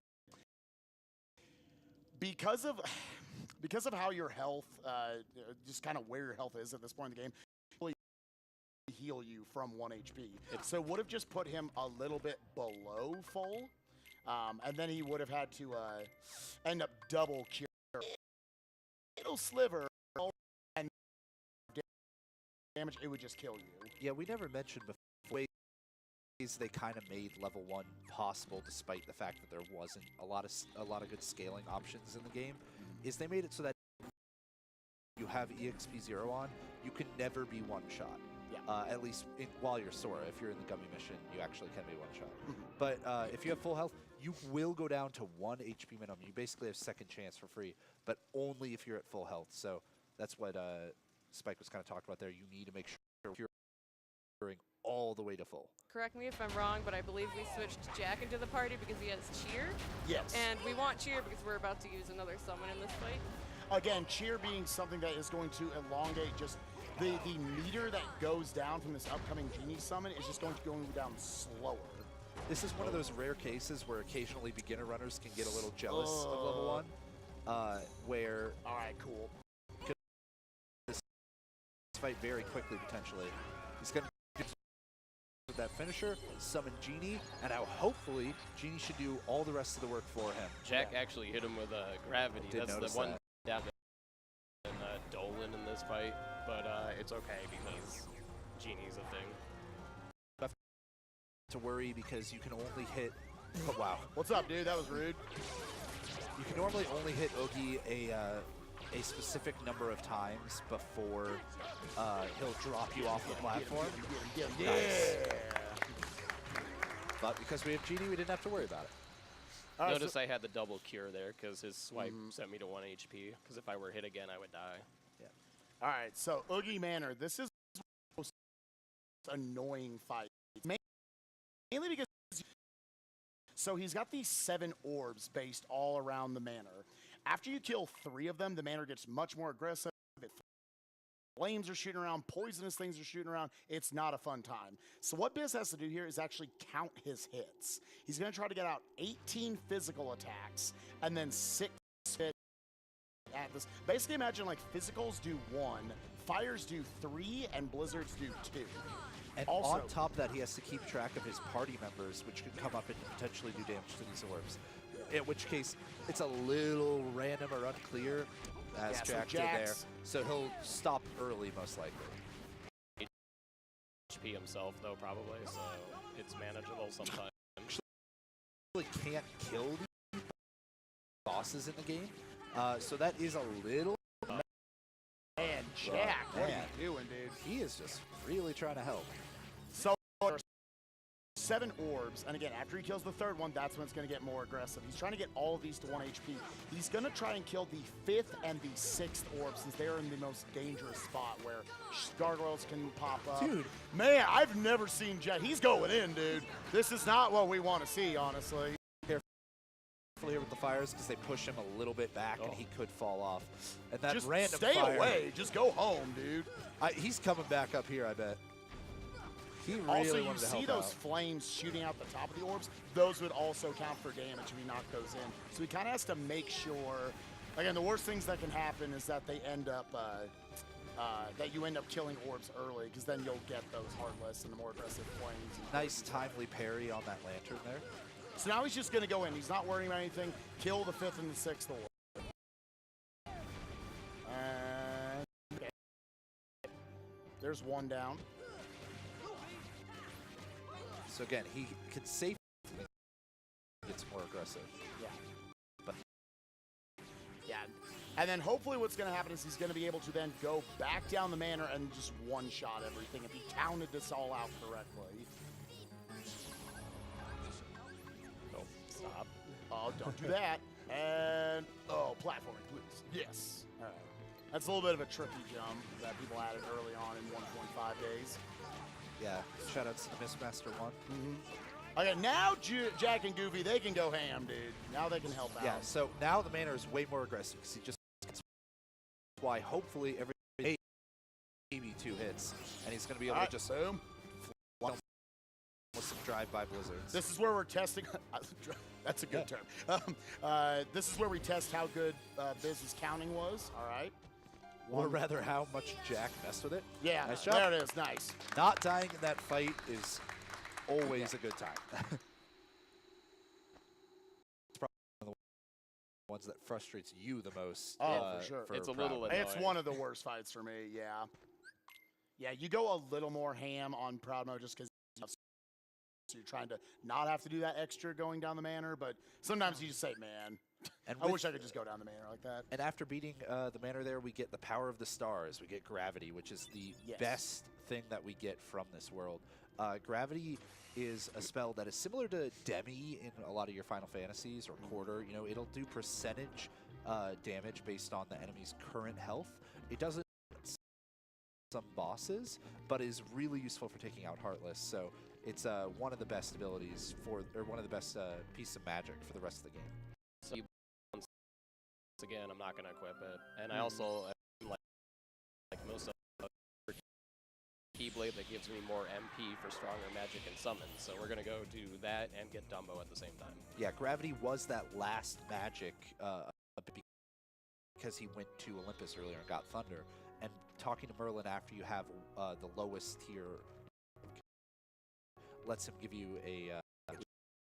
we are missing one magic, though, which is air. I don't think we talked about much, but in level 1, it doesn't matter. It's not going to help. Only Aurora and Aroga would, but they're not worth getting in this run. But it doesn't help you on level 1 at all. Yeah, Arrow is a match ability that you put up. It's very good defensively. In a lot of other difficulties that it will cut, well, I mean, it does here too, but it will cut your damage in half. Unfortunately, in level 1 against it, you're still going to get 2-shot. Ordinarily, we would kill the enemies up here with a lot of physical hits, but or for level 1, we would like to use a lot of magic. But they're all at least one type of magic here. So these out a lot faster. They also have really sporadic movements, so it's much easier to just do that. Yeah, Yep. boom, they're all. To sit through that 18-second or so long cutscene for summoning Simba, it's still the best way to take care of him. Yeah. Real quick, do I have time to give you guys an update on that bid war? Yes. Very fast, yeah. We have $5 for Aqua, 761 for Terra, and 795 for Ventus. We did it! Yeah. All right, yeah. So Aqua's got this really cool cut. Like, she gets starting to do damage right at the beginning of the run, you know. Like, she's a girl. She's the fastest category. We're giving you all these positives. Yeah, so and again, number one, like, shout outs to Adam back here doing the run. He actually routed it himself back in the day. And it's the one he routed. Yeah. So. We're going to be happy no matter who wins at this point because it's a bid war rivalry going. Yeah, that is awesome. All right, so he threw cool. another ether there. He's going to be using Genie. This fight, this pre-opposite armor fight is going to end as soon as one of the limbs has its health depleted. So that's why he just focused on one of the hands. All right, and now we get some feet hands and some hand feet. Yeah, that's right. And his head's on his butt. All right, so he's going to have to jump and parry this instead of having like guard like we have in pretty much any other category. Again, just working with these like low amount of tools because he's not. Again, he equipped dodge roll forever ago. That was the last ability he equipped on Sora himself. All right, so we haven't seen it with Genie X. We've only used him on single target fights, but if there are multiple targets on screen, he'll actually spread out his stuff mostly evenly, which works out for this fight since we want to go ahead and attack all the limbs anyways. So we should be seeing a hand blow up. Yep. Oh, and a leg.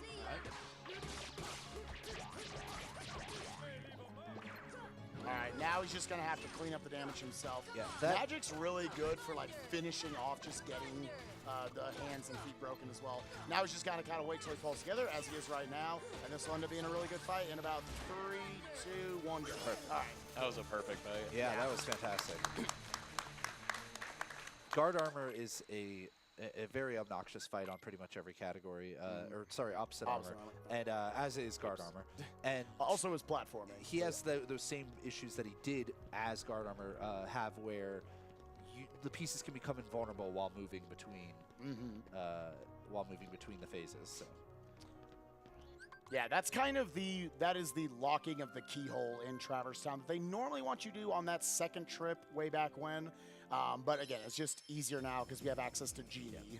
And he's warping over to Merlin's now to go get that Keyblade because he did get Arrow, which is the last magic I forgot about earlier. Also, he's getting Dumbo here. Yep. Which Dumbo is going to be used for both his combat abilities, but also for some super cool skips that we're going to be seeing in a couple of worlds. Yeah, if you saw the beginner run that I did last year, Dumbo was only used for some kind of minor sequence breaks. He was just really used for platforming effectively, but he will actually be used for combat in this run. It's pretty cool. Yeah. Now we're coming up on every 1.5 runner's favorite part of the run. All right, every hook shit miss. I want to see some donations from some people, okay? Even if you can only do just another $1 for it, just jump in. Every little bit helps. Every bit helps. So to there's support like Nami. 3% chance hook ship shows up, and yet some of us runners miss it like 3 times in the same run. Yeah. I think the record back on PS3 or PS2 maybe even is like 7 by Toji. I think Toji Maru has the record. Something like that. I believe it. It's 7 or 8. So we can break that record. When you start thinking about it, we'll come in 4 hours overestimate. $100 for every miss. So once we hit this loading zone, it's determined if we're getting hook ship or not. We still don't know yet, though. We don't know what triggers it, but we know when it is determined. Also, this is way scarier being so he's fast. moving really fast. All right, we're going to know in 3, 2, 1.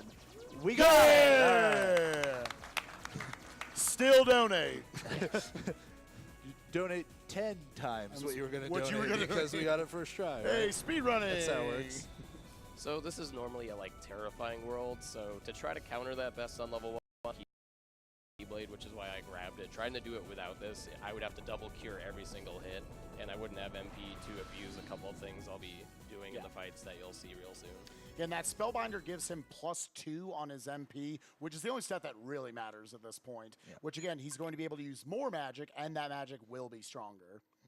Yeah, I don't know if they mentioned it, but you could use power-ups and defense-ups in this run. There's no rules against it, but it's not going to change my damage output or intake because of the way it auto-scales with EXP0. Yeah, I was going to say we actually do get access to some abilities throughout this run. At the end of this world, for example, we'll be getting Ars Arcanum.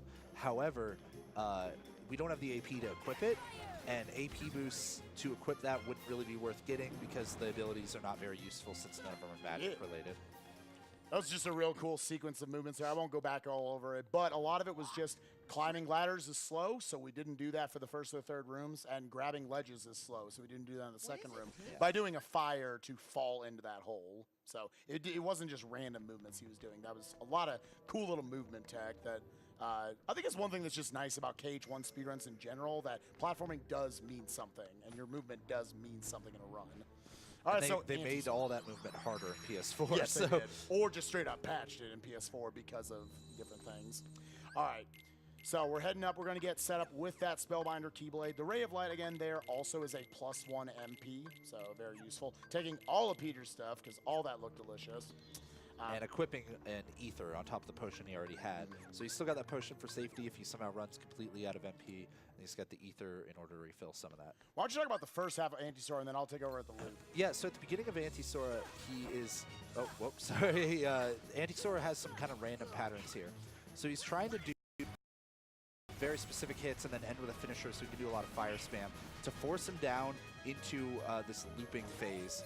Doesn't look like he's wanting to quite cooperate at the moment. Yeah, I don't think he always breaks out eventually. It's okay. not the worst thing ever. Look at how much fire spam he got to do because of the Spellbinder. Yeah, there's that usage of the Ether in order to refill that MP. So now he should be pretty close to his explosion phase, which is what we want. But first he has to worry. Normally, clones is the real Anti-Sora. You would actually look at the health bar, but we don't have scan. Now during the looping phase. Yeah, during the looping phase, either a finisher or after 5 hits, he will always break out. It's actually a very tiny window to keep this loop going. That first aerial slash he's doing from the top, that's giving him the most active frames where he could get it. But by doing this, he's always going to come up, try to do an attack, you dodge that, and then you can keep him in the loop. So he should be getting relatively low at this point. The best part about this fight is that Donald and Goofy are dead right now. Go ahead. Yeah, timing that hit is a lot harder than it looks. And so, like, first of all, it's hard to time it, but also you can dodge it. That was really good. Now we're going to run into that load zone and maybe get a quick load. No. I've never been able to get that yet. I don't know. Weird. But this whole, like, this white screen, it's not. We don't need it. Yeah. Normally, this would be the hardest thing I have to do one. Do it, yeah. I'm so jealous. And again, used a blizzard there just so he wouldn't grab that ledge. Stepped on the save point there so he could refill all of his HP and his MP. So, yeah, so the funny thing about the menus is the item menus are a disaster in this category because it's very random when you might have to get extra ones and such. You might not have the high potions, etc. Yeah. So it shifts all over the place in your stock. That's why sometimes I'm a little bit slow with the items. Yeah, where normally you like in your speedruns, you know exactly what your inputs are, exactly what you want to do. Here it's more like, hey, you're you see what it is. We're putting in Peter Pan at this point because Donald would potentially use fire on Hook, and that causes Hook to kind of go haywire. We really don't want that to happen. Yeah, you don't want that. We're getting Simba here, but he's not strong enough to kill all these enemies with one roar, so we're with the first one, then we're going to kill the first wave and then stun the next. Now look at that top right section of your screen of the UI. Look at how much longer Simba's bar is than like some of the other summons we've seen so far. That's because now we have the Spellbinder Keyblade adding more MP, and then we also have that cheer on Goofy. Oh, I think Peter Pan killed one of those. Yeah, I kind of hope they do usually. Yeah. Motion. Little quirky thing there is that you've got this third wave of Heartless. They don't spawn unless Sora is on the ship. So he needs to make sure he kills them over there. And there's the usage of gravity to that ship with the stop as well. And it looks like Peter Pan took out the other guys, so that worked out pretty well. Yeah, they need to help Pan's me the a bit man, there. dude. All right, so now we're actually going to be walking back into here. This is a safety strat you can use. You actually have to then end up doing that Heartless fight again. But if you room save effectively here, then you won't have, you'll just spawn at Hook again. Yeah, where that you can just dip out of some. I am not feeling this. It's a surprising number of them you can do it to. Giving all his party members a bunch of potions, just safety to... I don't need potions elsewhere in the run other than here. So it's interesting to note there also, he's going out this door to be at the top of Hook. I'll be back. Come on, you are about to get a talking to, Hook. All right, let's try this again. So I'm going to let you talk about this as well, because this is more a beginner mode strat at the first half. Yeah, so you want to try to keep him in this stop loop for a really long time, where you're going to use stop in the air and have just enough time to do a full combo in the air before you can do another stop. If he ever lets Hook break out, Hook is kind of...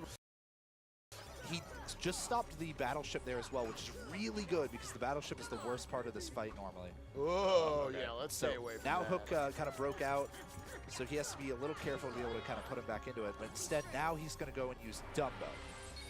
Yo, it's Dumbo time. Again, got that aerial finish, had to confirm that before going into it. And now Dumbo's just going to spray him with some water when he can find him. Oh, dude, he's a basketball player. All right. So this is my favorite. He's right up in there. Dumbo does not care right now. Dude. Those attacks, Hook is invulnerable during, and they're kind of everything. So Dumbo giving you invulnerability makes it really.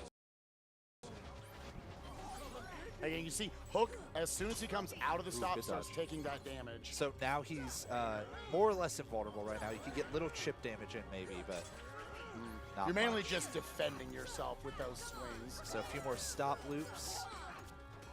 Whoa. So those missiles those are from that battleship. Yeah, and I don't think those were healing missiles. The battleship can heal Hook. That was a healing missile. Did. Oh, but it didn't matter, I think it hit Peter. Yo, Peter took that in the back. What a boss. There's no way he would have died right there. Yeah, I think that healing missile might have hit one of the allies or got Or potentially maybe coming out of stop. That those hits were finally landing, maybe? But it was a good fight. He died. That was sick. It could be a lot better than that, but it's hard to control that fight at all. Yeah. So I'll take it rather Even than on dying randomly. Even on the categories where you try to kind of stun lock it the whole time, that fight can still go a little haywire. So I don't need to get the Flare G here because I have it already. Yeah. Yeah, other kind of pick up a chest. And the Haste 2G would be even later on. So the fact that he was able to get both of those in pretty much the middle of the run saved a lot of time for him all throughout these gummy missions. We are going to be heading back to Traverse Town one more time now that we beat Neverland. That was the last kind of just straight up Disney-themed world. And then we can head to the end game portion of this. Business having a pretty solid run so far, but it's going to get a lot harder at the end. So let's kick it over to Nick and get ourselves some more donations as we work through this. Yeah, we have a ton, so I'm going to try and blow through as many as I can as fast as I can. Awesome. We have a $30 donation from Ghost. We have the right horse.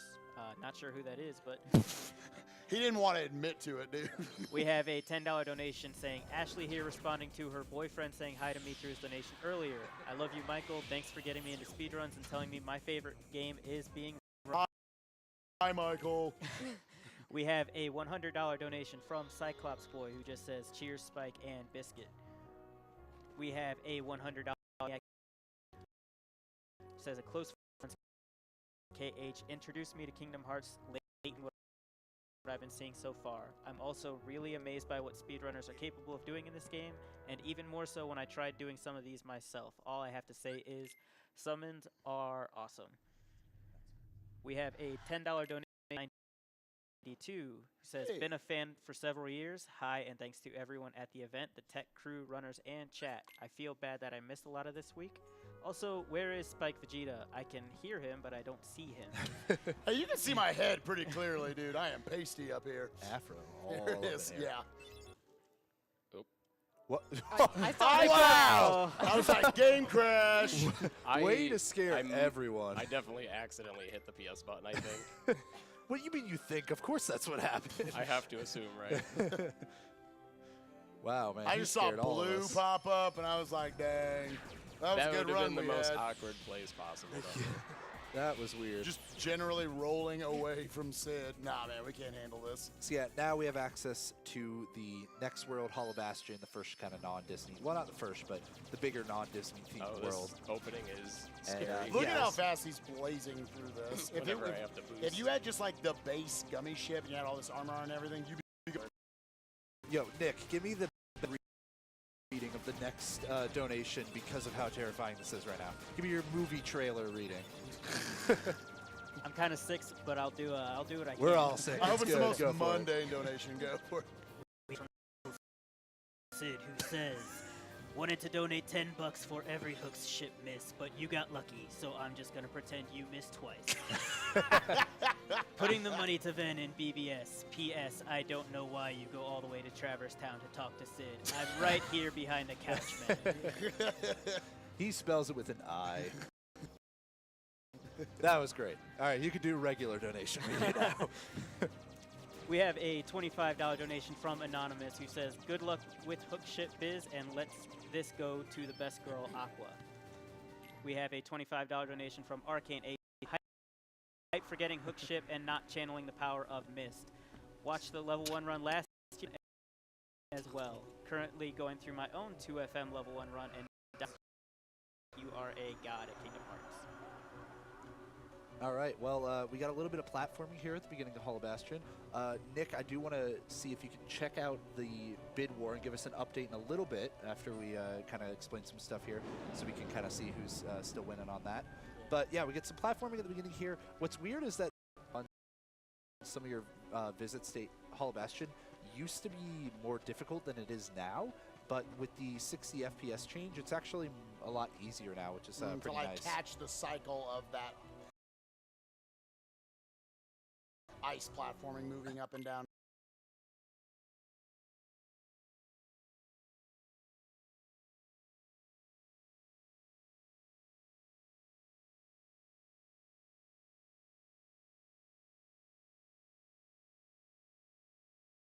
Ice platforming moving up and down.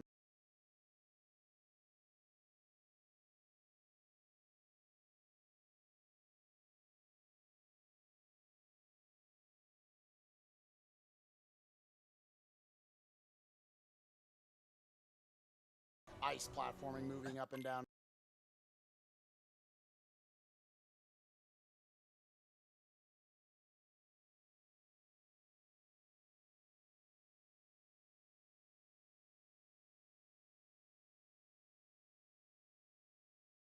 Ice platforming, moving up and down.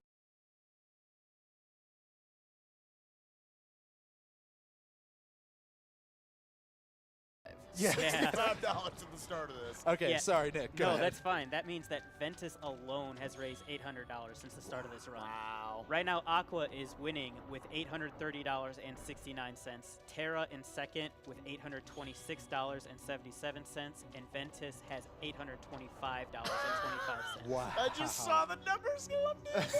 That's That's insane. Thank you, everybody, for your generosity. Nami definitely appreciates it. It's a great cause, and let's keep making it happen for that bid war. Yo, Adam, who do you want? You see some singles, man. You can choose this if you want. Hold on, quick. I got some cash. Who's got some singles? Who brought it tonight? All right, let's go. All right, the next thing to note kind of here is he has to fight one defender in this underground area in order to be able to unlock the switch because of that red command menu, blue command menu thing we talked about before. He's going to dump all his MP into gravity, and then hopefully Beast helps. will get 2 hits in here. Oh, Beast, Oh, do wow. something. There we go. Yeah, like, Beast got hit, so he used a potion. he took a boo-boo. Keep fighting. What an idiot. All right, I'm Physics talking about glitch me. here. I'm going to pop out of the bubble. It's a PS4 thing. Yeah, Wait, you already what? I'm already out. All right, I didn't know that was a thing. yeah. There's a lot of just weird things you'll see, like, again, with the physics on just 60 FPS on PS4. Things will just move faster than they're supposed to. So Yeah, as he's going to touch a save point on his way out of this room to refill his MP, but we got time for probably like 2 more donations right now. Yeah. We got time for about 2 more donations right now. Yeah. We have $40 from Alexander, who says, "Best boy, Ven percent." So he just broke that that close race, but it's still really close. We have $100 from Neon Elephant, who did not leave a comment, but thank you for the donation. We have $25 from Darklink Reborn saying, "Hey, in honor of the greatest cutscene in all of Kingdom Hearts, this $25 is glory and Birth by Sleep. Spike knows what's up." Oh, man, it's hilarious. Beast So is again- having a little trouble there. Oh, Why I'm is- coming. Why is this still red? I don't know. Beast is messing with something. Unless there's a dark ball hiding. There's probably one hiding somewhere. I just have to Try like the kind corner of wait again, this yeah. out. Oh, there he Oh, is. there he is. Oh, okay. I was like, is There he Beast goes. somehow messing this up? So this kind of goes to show why these despawn strats we come up with are so important. You It's- can't activate these things when you have a red command menu. On It's level awful. 1, it's super bad if they actually come at you because I Yeah. don't really have many tools to try to get rid of them. So Riku 1 is debatably, honestly, just the worst fight in Hollow Bastion 1. As amazing some of these fights are, Riku 1 just can't be that consistent because after every 3rd hit, he has an auto counter. So what Biz is going to try to do is get in aerial combos that with the properties of just the swing, this kind of horizontal slash of his finisher, will hopefully deflect and he won't have to cure afterwards by taking damage. The other thing is that all of our damage comes from magic right now, and Riku is actually immune to magic. So Yeah. in the Riku 2 fight, he'll even retaliate if you try to use magic using a Dark Faraga. So we really don't want to even bother trying. Man. Goofy and Donald can also steal your hits in this fight towards that 3-hit counter, so you can make it a little awkward for him to try to get him in this like he could- little mini game. He could tell he was going to jump there, but it's really hard. You, in general, while Donald and Goofy have all those potions and Donald has access to cure, you don't want to rely on them. You still want to jump and cure immediately. Okay. It's just if he notices immediately. Glad he got off the stairs there, because that's where things start to get a little more risky. Now both the party members are dead, so they can't mess things up. They also can't help with your reflex. So he has to really hope that all of these finishers reflect, and he broke it a little early there. So again, you can see with the properties. Hey, Nice. there we go. That's not a That bad was fight, not a honestly. bad fight for Riku 1. It's pretty much a luck if I get that parry. I don't Yeah. like really do anything unique to try to get it. It's so specific with the spacing between kind of how far away from him you are, how high above him you are, and Whether where you're in the facing animation. him, Yeah, where in the yeah. animations of your swings and his staggers he is. So it's effectively random. Yeah, and you can't really control where Sora swings his finisher, so Yeah. it's a little rough. So here, we're just going to be going up through the library, just getting the basic books. It's just 2 books you have to put in to be able to get out of here. And then we're going to be doing a emblem puzzle. A bunch of little things you're doing there, like lighting torches, moving statues. Nothing terribly interesting, so I'm sure Nick would be honored to read your donations right now. Keep them coming in. Yeah, we have a $100 donation from Anonymous, who says, "Hey y'all, I'm really happy to see such a wonderful project with great strides to make our world better through video games of all things. I'd like my donation to go to whomever the crowd votes for. If that is too much to ask, then the underdog is fine with me." All right, crowd.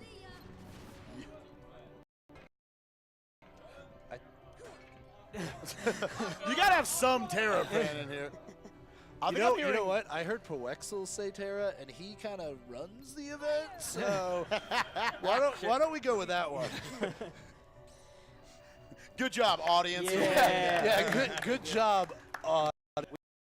We have a $25 donation from Riley Masters, says, "Hi Biz, Spike, and Hobbs. You guys are really amazing. Biz's run from last year's RPGLB was the first speed run I ever saw. Hobbs was second, sorry. I've been planning." I'm okay with that because I was part of both of those runs, and I think mine was second. So It was, just so you know. But yeah, anyways. I think he meant like second chronologically. Oh. But also in terms also of it was- sexiness. Yeah.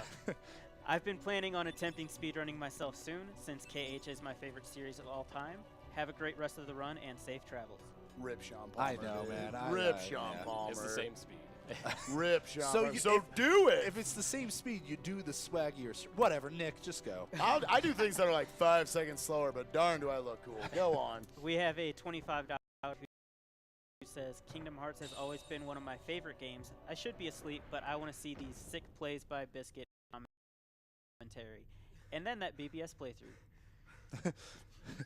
That will be sick as well. Let's Yes. just first make Yeah, that yeah, clear. yeah. We have a $30 donation from Anonymous. I think this is Whiter Night. It says, "Hey everyone, Whiter here." So Oh, yeah. Yeah. Nice. glad I can catch the KH runs, which are always fun to watch. Put this towards the Ventus runs as a shout out to all the story fans. Again, we're doing another despawn here. You might have noticed Biz waited there for just a few seconds, like 2 seconds at the beginning, because it just kind of manipulates where those wyverns are going to be, those enemies. Now he's just going to slowly glide all the way over here and activate this. He wanted the wyvern to target the party members because if he dodge rolled forward, it would have targeted him. Lower than the most optimal despawn you can do there, but we've all now been picking up Haste 2G over there a lot and found that it's really consistent going over there, so Yeah. that's kind of what Biz likes to stick with. Yep. So in this elevator, about halfway across, we are going to get one fight. That's what I always do here, too. The biggest thing, it's just going to be 3 of these wizard enemies, which are very dangerous enemies that also can have this long. It's not technically, it's not an invincibility they have, but it's very dangerous. So again, he wants to make sure that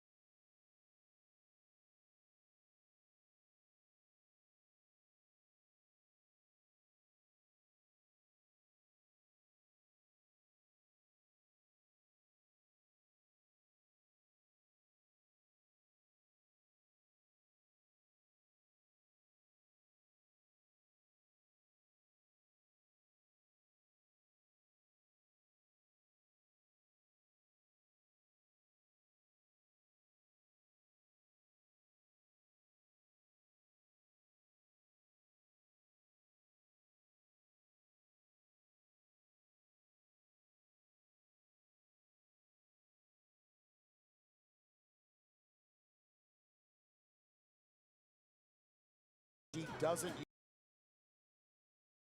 that Dumbo usage. Having All right. Donald heal him there was actually pretty nice, so he didn't have to worry about MP. He usually will if he has MP there. He knows. He knows. He knows what I'll do to him. You didn't have to give him the talk in that elevator. It was goofy. All right, so we're coming up on the boss rush of Hollow Bastion 1. We had this entire long... We got Maleficent, Dragon Maleficent, and Riku 2. Maleficent, both the performance, we're going to be utilizing Genie. Are we never changing our equipment again for the rest of the run? Are we just Royal Crown and Ray Alive? Yeah. We're effectively a mage setup. So ordinarily you don't want to do finishers on Maleficent, but in this specific case we want to use that damage storage again, storing that multiplier from that finisher in order to make Genie do a lot more damage to Maleficent, because Maleficent otherwise is an insanely scary fight. Yeah, she can spawn enemies, she can spawn literal meteors to rain down and kill you. She has lightning. You have to cast, stop does not last long on her. So you'll notice here, he's gonna be popping another elixir and then getting off another stop immediately. Kind of 2 stops for each. If Genie's doing good damage, she should be close to death. Trying to Genie, please. The last one, no. Oh no. Oh wait, okay, yeah, I forgot. Again, oh, there it was, okay. I knew she was close. Again, that damage is very random because there is this pool of attacks that Genie can pull from. He got in one more there. That was him dismissing, but whatever. Oh, it was? Okay, whatever, it doesn't matter. The funny thing is, normally in a lot of the other runs, you'll actually use stop on Dragon Maleficent instead of regular Maleficent. But we don't use as many stops in Dragon Maleficent as we do in regular Maleficent on level 1. He also put on Cheer there from Donald because that's where you get it after beating Maleficent. Right. So now both Donald and Goofy have the Cheer ability. Again, not affecting how large the meter is for your summon gauge, but just how slowly it will tick down. Still do that first stop, and then he's going to be summoning Genie again. After that aerial finisher again, so it can be applied to this. And then I believe he'll be doing one more stop, maybe not, but and then he'll be able to actually manipulate her movements pretty soon. Yeah, by moving around the lefts or just moving around one of the sides, it'll keep her moving to so she can try to look at you. And that will keep her stuck there instead of so much like lifting her head up in the air or spawning fireballs. You're just going to try to just make you look the entire way. Yeah, and so we do still use some of those stops in order to make sure that Genie's damage is all landing and not whiffing. Genie threw in a stop himself. Yeah, there. it's nice to see. You like to see like one stop from him and then not again at the after the cut. But it's really nice to not. Wow. Okay. Yeah. Okay, so so that damage was normally would really kill low. her. This is a little scary now. So This now, is the most dangerous attack she could be using right now, really. He has to kind of just run away. He's probably almost dead. Yeah, he was hoping to get away with not using an item in this fight, which is why he was using so few stops. But what is going? How much? Yeah, I don't know. Genie sucked. Again, his damage is so random. That's why he will be, for all intents and purposes, replaced late in the run. So now he just has to avoid this fire. Just die, dragon thing. Wow. This is unbelievable that she's not dead. Just die. We get it.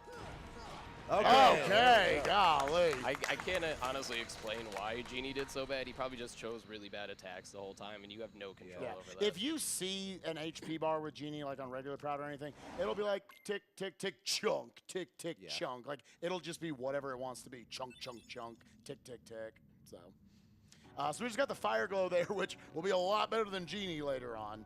Yeah, it's our last summon gem that we're going to worry about in this run, and that contains Mushu, which, as Spike said, will be a lot better than Genie, but we won't worry about that just now because we're going to be heading into the Ansem fight, and this is one that is pretty notoriously difficult in the original version. You probably memorized the cutscene going into this after hearing it for hours. Hey, I don't know about you, but you're someone else, but you're never taking sword or carries. I botched it. Let's just watch the fight. You are awful. Just talk about the fight. We're dude. all sick. I'm blaming the sickness. Yeah, so you do air combos in this fight, so I'm going to let you explain this. Yeah, so the main point of this fight is that there's to Riku here. There's this first phase where he's going to try to loop him by doing 4-hit combos, you know, 1 hit and then a 3-hit combo. But he can't always loop him like this in this first phase. Riku will just break out and do that dash attack, and it's a bad time. However, once Riku will actually power up, and then he can potentially do a consistent loop. So until then, we're just going to see him try to dodge these retaliations and cure whenever necessary, like now. Yeah, and He then does- once go ahead. Well, he does know based on when Riku says come, normally he's baiting out an attack, so he runs next to him because he knows Riku's going to jump away. He's getting pretty close to being in the power-up phase now. It isn't 100% set when he's going to start doing it. You can get him low. He's probably already pretty far Here in it his is. health bar. Here's the power-up phase now, so if we can see his health bar, we would know whether he's in DM range or not. Oh. Unfortunately, this is a really easy fight to The die on. camera didn't work with me there on that one. Yeah. That's One thing we didn't really mention is that when you're locked on to something, you have zero control over your camera in terms of the right analog stick. Yeah. It's only based on your movements in relation to your locked on enemy and the walls of the arena Right. and stuff like that. So really unfortunate there. It does make it really hard to see. First death went over 2 hours in level Yeah. 1 without a death, though, so I'm sure Pretty nothing insane. too upsetting there. But we're going to be trying it again. Again, it is important to note that this loop, to actually get him stuck in the loop, is a pretty tiny frame window. Yeah. It is not an easy thing to pull off.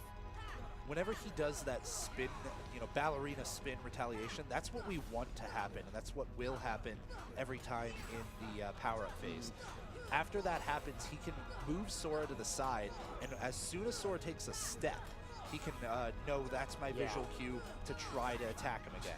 The timing was actually slightly changed. All right, so in now the we're PS4 already version. in the second phase here. Got in there a lot faster this time. It's just kind of random. The timing being slightly changed in the PS4 version made this a bit harder for a lot of people, and unfortunately there he carried over a hit from the earlier phase, so that's kind of what happened. All right, so now hopefully he'll never use his desperation move, which is what turns the screen all dark and makes him go invulnerable. all right. Okay. All right, Rick, you need to work on the He's being a little early with some of these hits. Okay, welcome to the darkness. You're usually safe there if you glide. So I guess he's still not quite in the DM phase. Riku does have quite a bit of health. To deal with this. Yeah. Yeah. If you want to make this fight a lot easier, you use ground combos, but they are quite a bit slower. And considering how many combos you're having to do here in the loop, you're losing a bunch of time on level 1. Yeah. Again, that first hit after the retaliation is what is forcing him to get staggered instead of using his desperation move, his DN. Next combo. I'm calling There it. we There go. it is. All right. Like Spike said, getting 2 hours without a death is insane to begin with, so Yeah. dying there is really not. Let's not pat him on the back Unsurprising. too much, though. He's got a lot of game left to play. I mean, that's usually, if anything, I would die to like, probably like not Anti-Sora, Hook Right. or something, or Halloween Town. That's usually Yeah. actually now where I die, but it As happens hard every as now that and fight then, is you know? casually, it's just, like I said, sometimes the camera will pop up. It is like a thing about level 1 that you have your fights that more commonly will kill you. Pot Centipede, Tiger Head, Hook. But any fight can kill you if it wants to. It's amazing he survived the Dragon Maleficent fight, considering GD did the worst damage in the history of this video game. But yeah, with that, shouts to Albert. We got him couch commentating with us as well. He hasn't given us much, but he's adorable. So yeah, we're gonna be just jumping down. You're supposed to like get down into the main lobby, and the fastest way to do it is just jump off the side of the building. Yeah. Until right here, where we just kind of go through it. With here, we're going to be going back to Traverse Town 4. We're going to be getting our last summon of the game, turning that Dragon Shine or whatever it's called, or Fire Glow into Mushu. I can't remember the name of it. Dragon shot. I don't know. It sounded awesome, didn't it? It was sounded lame. Anyways, but yeah, as we go through that, Nick, let's get in one more big pod of donations. Again, guys, that bid war, it's coming up right after this. Yeah. And we do some optional bosses. So. Yeah, and I'll give you guys an update on that bid war right quick before I get to some more donations. Right now, Aqua has $1,016.69. Ventus has $1,000 even and 25 cents, and Terra has $926. Oh, so Terra, let's go, man. He needed that hundo, man. And a few of those donations that help boost that so much, we had a $100 donation from Sunal, who just said Aqua is best girl, and a $100 donation from Anonymous, who just says go Ventus. So we've had a couple big donors who helped push those a little bit higher, but every little bit counts when the bid war is this close. We have $25 from Woy Padinga. Greetings from Bavaria. Hope you all enjoy the time like me. Thanks for the week. We have a $125 donation from Victor, who says, need to get Underdog Ven over 1K, so let's do it. The cute boy should win anyway. Real quick, that he just, again, went to the world map and then landed in Magician's Study. PS4 made that faster, which is pretty cool. We'll be getting Mushu and then going... We'll talk to Merlin and be able to get down to the area where Kyrie is, the underground waterway, and that's where we're going to later on have the broken Oathkeeper cutscene incentive. But we're not going to do it in the run because it doesn't always work right away, and we want this to still be one RTA attempt, so we don't want to have to load a save for that. But we will be doing that later. You can carry on, Nick. Yeah, so you'll get to see what it looks like normally here and why it looks so messy. Watch just a little. Okay, well, you saw where Sora was standing. That's enough to know it's going to be different later. I still don't know what this looks like, by the way, so I'm looking forward to it. We have a $30 donation from Essentia, who says, Wyverns or why burns?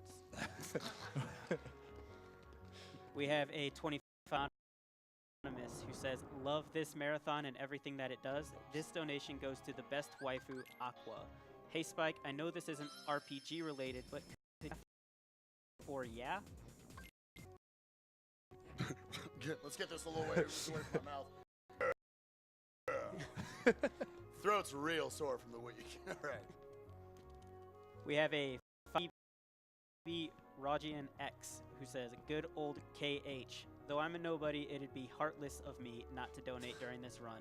Also, hi to Sid behind the couch. He's the best Sid I know. He left. Oh no. An Essential left when her... We've been timing these perfectly. Wow. Oh, yeah, real quick, he just bought a bunch of ethers. I usually don't get 4, and that's the second time in a row I've gotten it. It's weird. So, pretty good on money. I guess it's worth doing. Keep going? Yeah, we got a little bit of a scary-ish gummy mission coming up. There's a lot of crap on screen he's got to get by. Yeah, he is going to be able to exit it about halfway through. A weird quirk in the game because it kicked you out to Traverse Town from Hall Bastion instead of you having to go there manually. It'll have this gummy mission really easily. But it's pretty easy in that opening little bit he just went through before the warp to already be like at 1 health. Yeah. So from here he's just got to kind of know which of the rocks and just pray that all this stuff coming at him doesn't touch him. Yeah. Till then. We have another Al Play Pal. Wow. Since it took 2 hours for you to die, I think that warrants more than just $5. Wow. We have a $10 donation from KH358, just popping in to say good luck on the rest of the run biz and to push Ventus ahead in the bid war. Ooh. Which he actually did just jump ahead. Oh, honestly, I'm really excited to see Ben. I know I'm still loving this bid war so close, but I really do. Cool. We have. So say whatever you want. He's just like. We have a $10 donation from Tin Mullet, who says, great event, let's make it to $25 from Anonymous, Kingdom Hearts rules, and I look forward to it goes to Runner's Choice. What is your choice right now, Biz? We should probably update that since it was Ven for all of us at the beginning. I guess put it towards Aqua.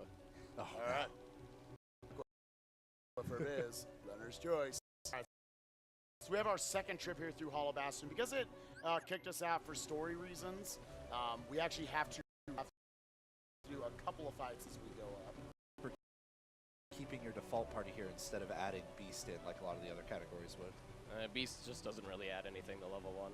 Okay, so at this point, magic. his damage is low as well. And that magic we get from Donald. I also need help good old Dolan to revive Goofy later on. Well, I think if you're incredibly fast, you could skip that ledge grab just barely, but it's hard with the Mega Elixir, though. Dumbo, I'll let you lead us through this. Yeah, he's going to dodge roll forward a couple times and spawn summon Dumbo, because again, you can only do away, and hopefully the red Nocturnes despawn. One wizard left, ideally. He's going to rise up with Dumbo and dismiss and grab this ledge. He actually waited a little bit there just to be sure he wasn't going to get hit by that attack from the wizard. And it sounds like there were no red Nocturnes there, so should get a blue command menu shortly and be good to go. And Goofy made it as well. Good job, buddy. So that skips having to go back through the library and everything, and it just... And then having to fight any Heartless really over in this. We wouldn't even have to go despawn, through the library. It's Keyblade, but it's just slow. It's much nicer to be able to just do it with Dumbo. This used to be a very one because Air Soldiers with one of the yellow operas and then a wizard in the middle, but we have a better way to deal with it now.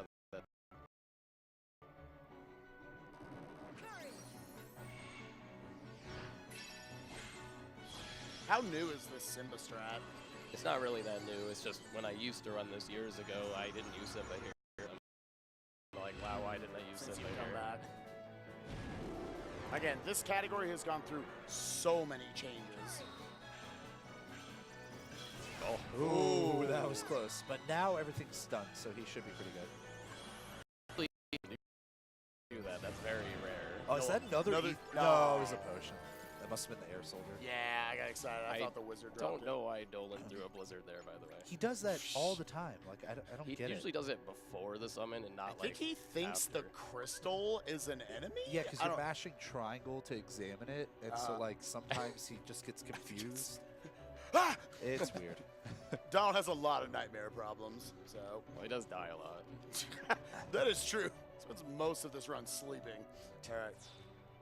Anyways, moving up we go. We're going to be doing another, the same style. There's going to be more enemies on screen that he's going to have to deal with. And what these two Dumbo skips, the first and the third one he's doing skips over, is there are these two platforms you normally have to lower, which if you weren't using Dumbo, you'd have to do the one on the other side, because then you could have flown around and not have to use the other half of the platform. But the game wants you to kill all these enemies, activate these crystals, and then be able to get up to where Maleficent was in the rest of Hollow Bastard. 3 is sometimes to some people it's the scariest, but to a lot of people it's the most consistent. Here he's just going to quickly, as before, dismiss it, grab that ledge. There's no wizard there this time to snipe. All the way back where we were, finally. We could touch the save point to get all our MP back, and then go fight the only boss that's left here, which is the... Now, the Behemoth is not the last. However, this is an actual boss fight, and later on we'll be seeing the Behemoth as a regular Heartless, more or less. That's going to affect some of the strats he'll do, so try to pay attention a little bit to kind of what he does here, and look for those later Behemoths to see how it varies, because you're not going to see much gravity at all in this fight, but in some of the later ones you'll definitely be seeing a lot of it.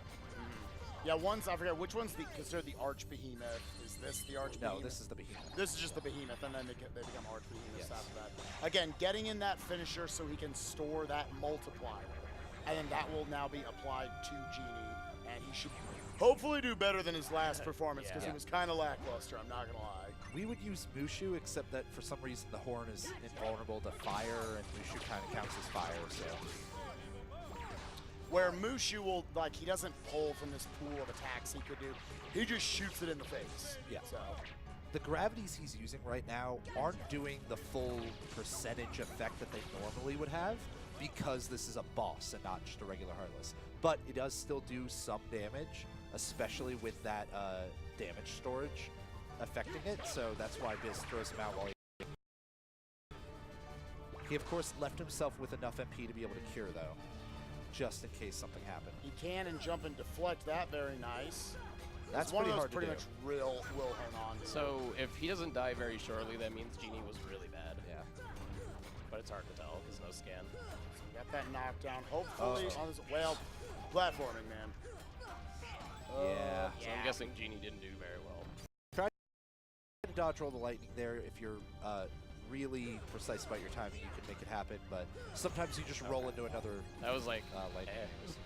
That was Yeah. could be better.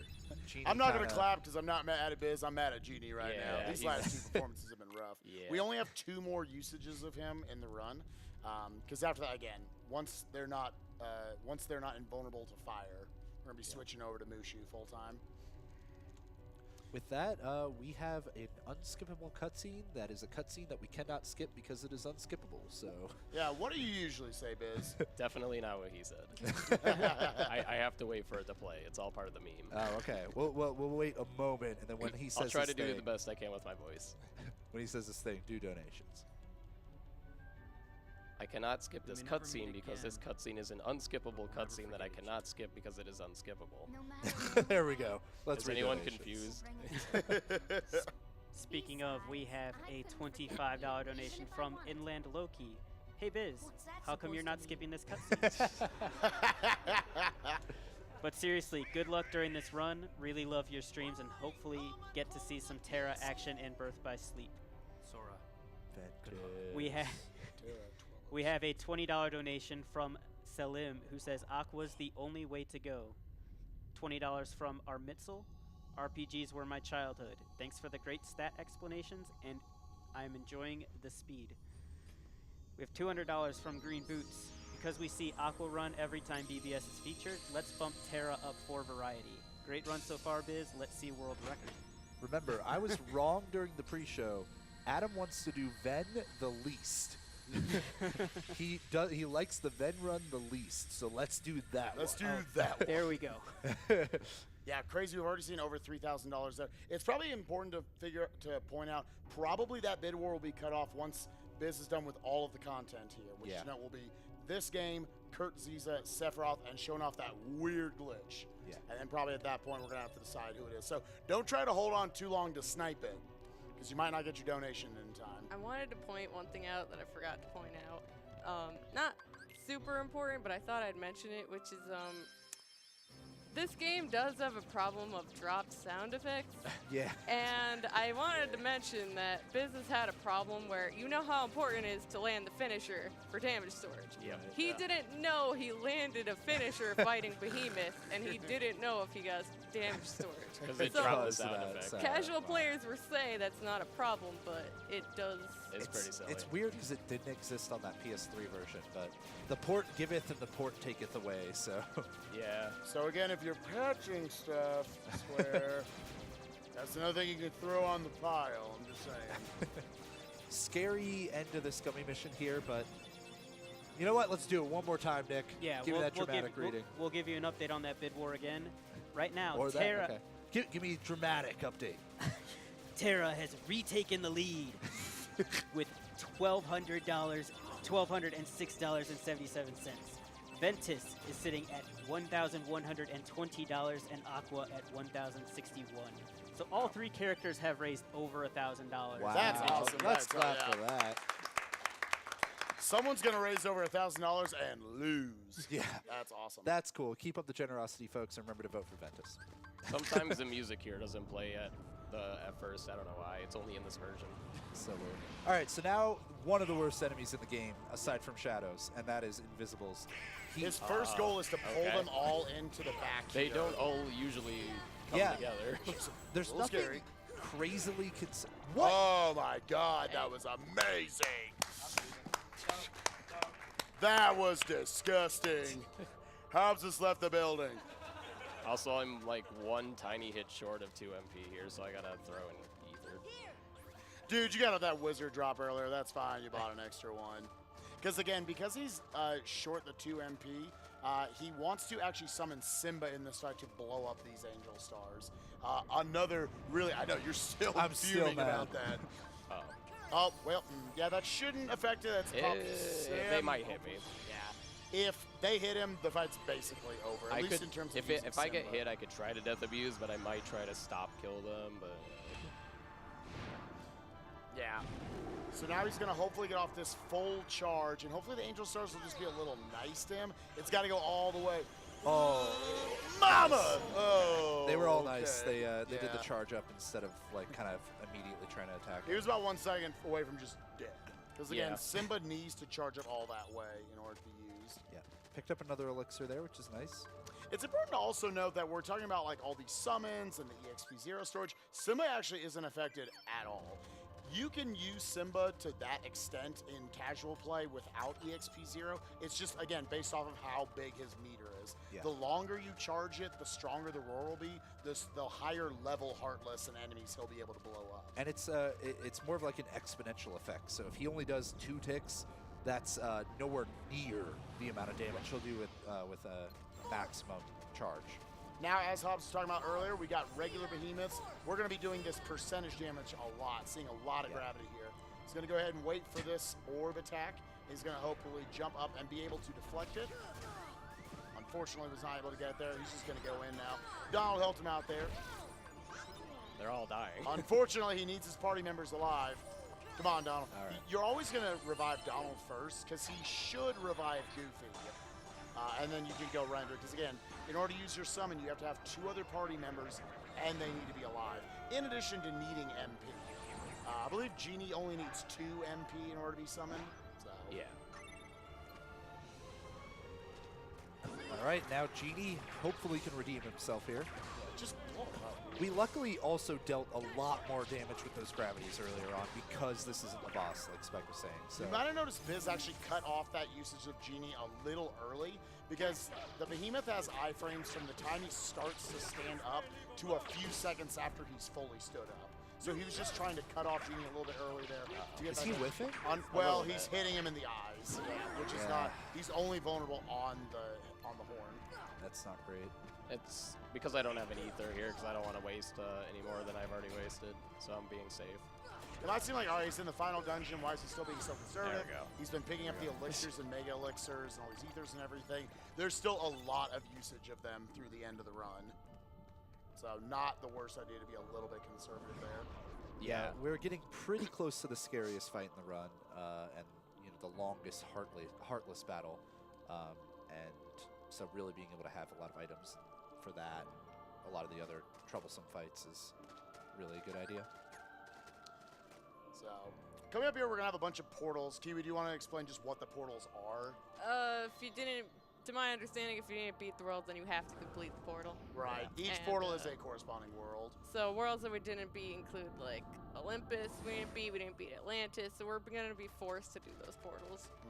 Yeah. And we haven't beaten 100 Acre Wood, so we'll be going there as well. Yeah, for some reason you always have to go to the 100 Acre Wood Yeah, it portal, doesn't but matter. the nice thing is it gives you a Mega Elixir, right? Right. And it's So surprisingly, there are no enemies in 100 Acre Wood. Or so- another mini game. Oh, that Yeah. would have been terrible. Just kill the pacing right here. And hopefully not get the slight chance that we can get hit before we get the charge off. yeah, it's like 99.9% consistent Well, that the if he does current this strat- 2-tick hit. Yeah, the should current be strat, fine. the 2-tick, will avoid that. That's why we started Yeah. doing that, because the old strat, we would randomly get hit. Yeah. So if you So want to, two we always ticks, say bam. ticks. Look at the end of Sora's Keyblade. 1, 2, 3, 4, Yeah. 5. That's the ticks we're talking about that determines how good the roar is. Those first 2 ticks hit all the enemies but didn't stun them, but it racked patterns, which gave him enough time to get a full charge off. Then 2 more full charges killed the last 2 waves.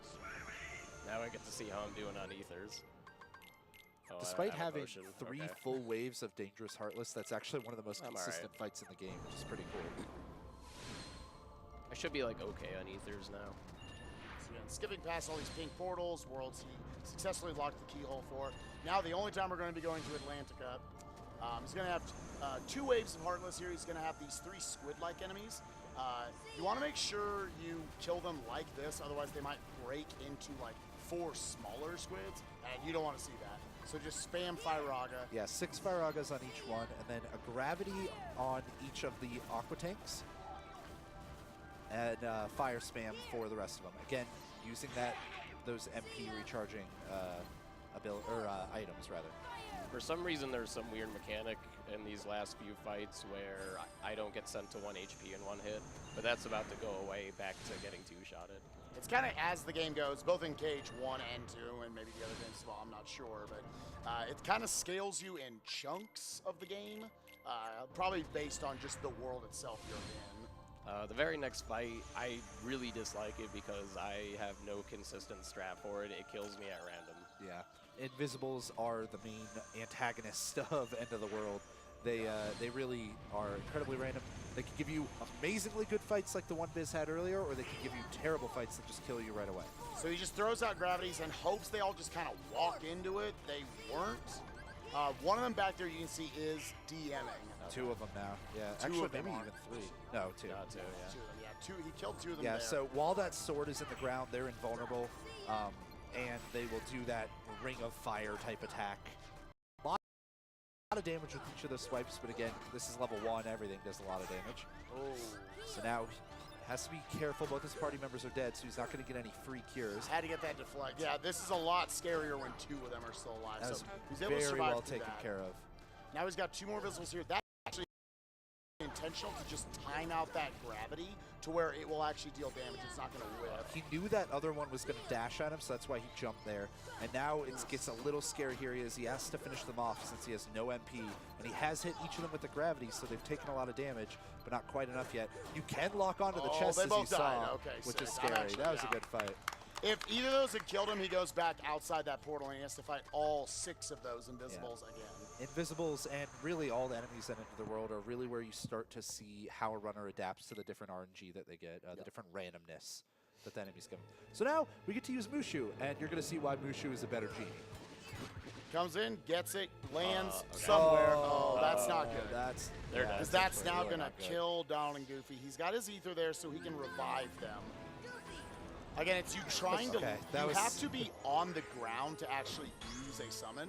So what he was trying to do there was get off that aerial finisher and then land like on his On the arms on the, as they were crossed. Unfortunately, and once again, we've been saying this a lot, feels like on PS4, just the physics are a little messed up and you slide off easier. But now he's bringing up Mushu, and if you saw health bar right now, we are cutting through that sucker, because now it's just consistent damage. This is normally a really long fight in any category that doesn't use Mushu, but There now we it's go. already Yeah. over. Good job, Mushu. Yeah. And again, And good recovery on Biz's part after that unfortunate slip. just to be completely clear, this is not just Mushu. Mushu's not like this broken and everybody missed it when they played it casually. This is a weird quirk with that EXP0 ability that he used that finisher, it stored some kind of multiplier or damage, and applies that to every single hit that Mushu is dealing. One interesting thing to note here is that, again, you're seeing, because you're on level 1, you never get any item slot upgrades, item slot or accessory upgrades. So he can only fit 3 items onto Sora. So he gives himself an elixir and 2 mega elixirs, which is absolutely nothing for this next fight, which is the scariest fight in the game, and then the final fights. Yeah, this is the absolute worst fight of the game. Yeah. They waste the most time to die, too, if you die in the last wave, too. Yeah, there's going to be this final Arch Behemoth we have to fight right here, and then we're going to have 7 straight waves of Heartless. He's going to get in as much gravity as he can right there, or at least a little bit of gravity, holding on to some MP. Now he's going to revive Donald, who should revive Goofy, and then we're going to get Genie out. Who should revive Goofy, and then we're going to get Genie out. Who should revive Goofy, and then we're... Okay, there we go. He does that sometimes. Okay. I haven't never had Dolan die before reviving him, though. Now, the weird thing is, like, now that we've got Genie out, like, this Behemoth we're not too worried about, right? The rest of this fight, hopefully we shouldn't at least die. It might take a while, but it shouldn't be too bad. On the PS3 version, you could actually open the menu after this fight. The command menu went blue, you could open the menu, and you could use a cottage or any other item you wanted from the menu. However, on the PS4 version, the game loads so fast that to open that menu is actually like 1 frame perfect, or we think frame it's perfect input. So it's not consistent at all, and thus we actually Threw a Mega Elixir there. yeah, we actually threw the Mega Elixir there and have to rely on just those 3 item slots instead of being able to equip more things. Now we have to survive. Again, this is the scariest, hardest part of the entire run. First wave, we got a bunch of Dark Balls. We're going to be pulling out Mushu here. Alternatively, you could use a Firaga strat where you just stand still and you spam and kill all of them with like 2 or 3 Firagas. But he actually wants to do this to get Donald and Goofy off the field. And that's because he's going to hold Mushu on his head until the Invisibles start popping in. So first up, we're going to see Mushu here. A little more intended usage. He's going to get rid of all these enemies. Okay, so here go the Dark Balls. Yeah, Switching this his is block what on as he goes. Mushu's meant for casually. He's pretty good at taking out individual targets. no real damage storage being applied here for the Now most he's still going to hold on to Mushu until the Invisibles are in right here. Dismiss them. That should bring all the Invisibles in here, which beautifully got all of them towards Sora, not at Donald and Goofy. You've now got this glorious look right here where he's got them all stopped, and he's just throwing on gravities as many as he can. Luckily, Goofy's being really good about throwing a lot of ethers right now. We've got 2 Invisibles left. He's going to go ahead and stop them. He needs to make sure that Goofy and Donald are alive because he needs to get Simba out right after this. He's going to hold his Mega Elixir until he confirms they're both dead. Close to it, and they should be blowing up now. Now, as soon as he sees the Angel Stars, he's pulling out Simba. So you guys might be familiar. Go ahead. This is a little risky because I had to throw that early because they didn't die to gravity. So I only have 1 Mega Elixir left. Yeah. Again, very few resources, only having 3 items there. Now, Simba, you got waves 3 through 6 that he's going to be able to take out with his roar, with a fully charged roar. Would you get the jump on them because you're summoning him as they're coming in? Unfortunately, there is 7 waves in this fight. There's 1 more coming up after you're done with Simba. You're going to have a couple Invisibles, Angel Stars, and a bunch of Dark Balls. We're going to start out as soon as they're dead. There's going to be an Invisible on the left side of the screen to the left of Sora. We're going to throw down 2 gravities on him, throw up a Mega Elixir, and then immediately summon Dumbo. So throw up those gravities. Throw the Mega Elixir to confirm they're both alive, and you've got a lot of MP. They're on top of him right now, but now he's on Dumbo. He has iframes while he's on Dumbo, so he can't be hurt. Dumbo is mainly used right here just to kill the Dark Balls, just to get a couple of these enemies off screen, because otherwise you get sniped by everything. Yeah, it's not going to take out everybody. He's trying to get these Dark Balls out and trying to deal some damage to some of the other enemies. Now he has no iframes once he falls off of Dumbo, so he wants to make sure he's in a safe position before he despawns him, or before he gets off. Yeah, so waiting for the... Unfortunately, he just got away from an attack right there. Now we need to use some stops. We need to get some gravities out. We need to get rid of these. We got 1 Angel Star and 2 Invisibles. You might think that the Invisibles are the harder, or the... Whoa! Nice. They're kind of invincible at the moment. That's not good, being in the because now he's going to clank on everything if he just throws them out. Get an Ether drop? Yeah. Wow. He got an Ether drop, and okay, that 1 is alive.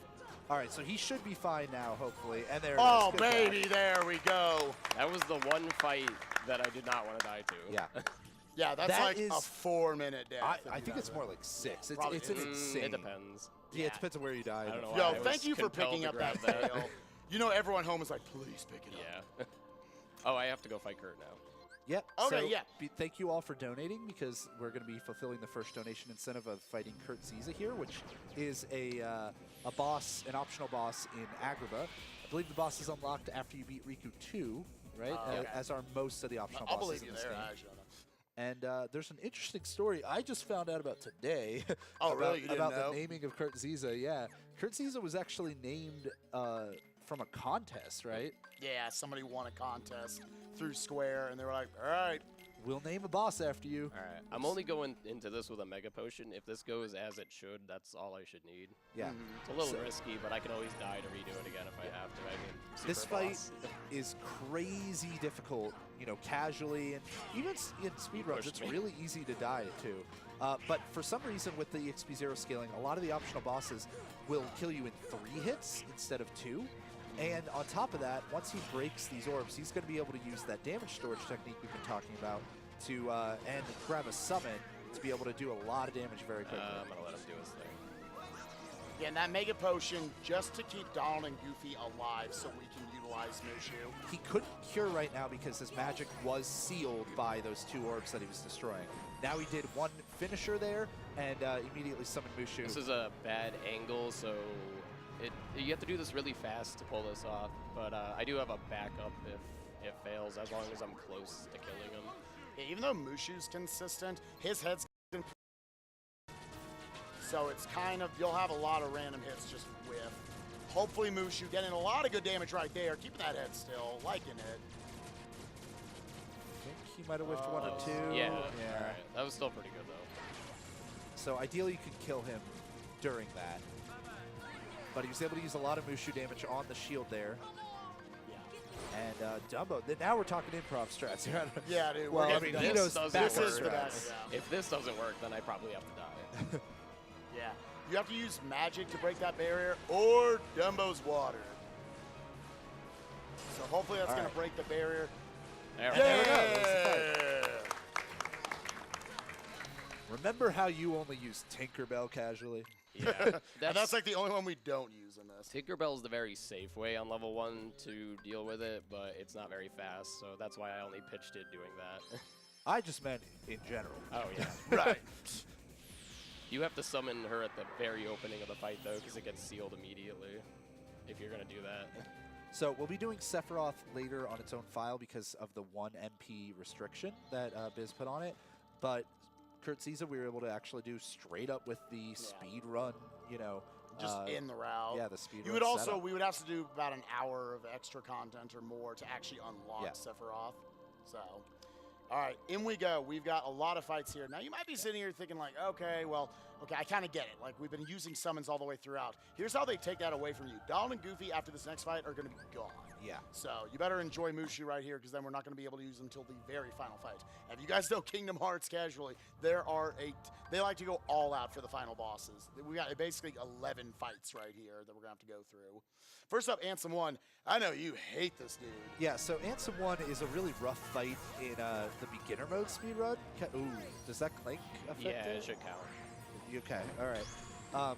So you got the finisher, he clanked, which sometimes can mess with the damage storage, but Biz was confident, so I'm confident too. Let's go. Yeah. Again, Mushu's our bro, and he's no problem.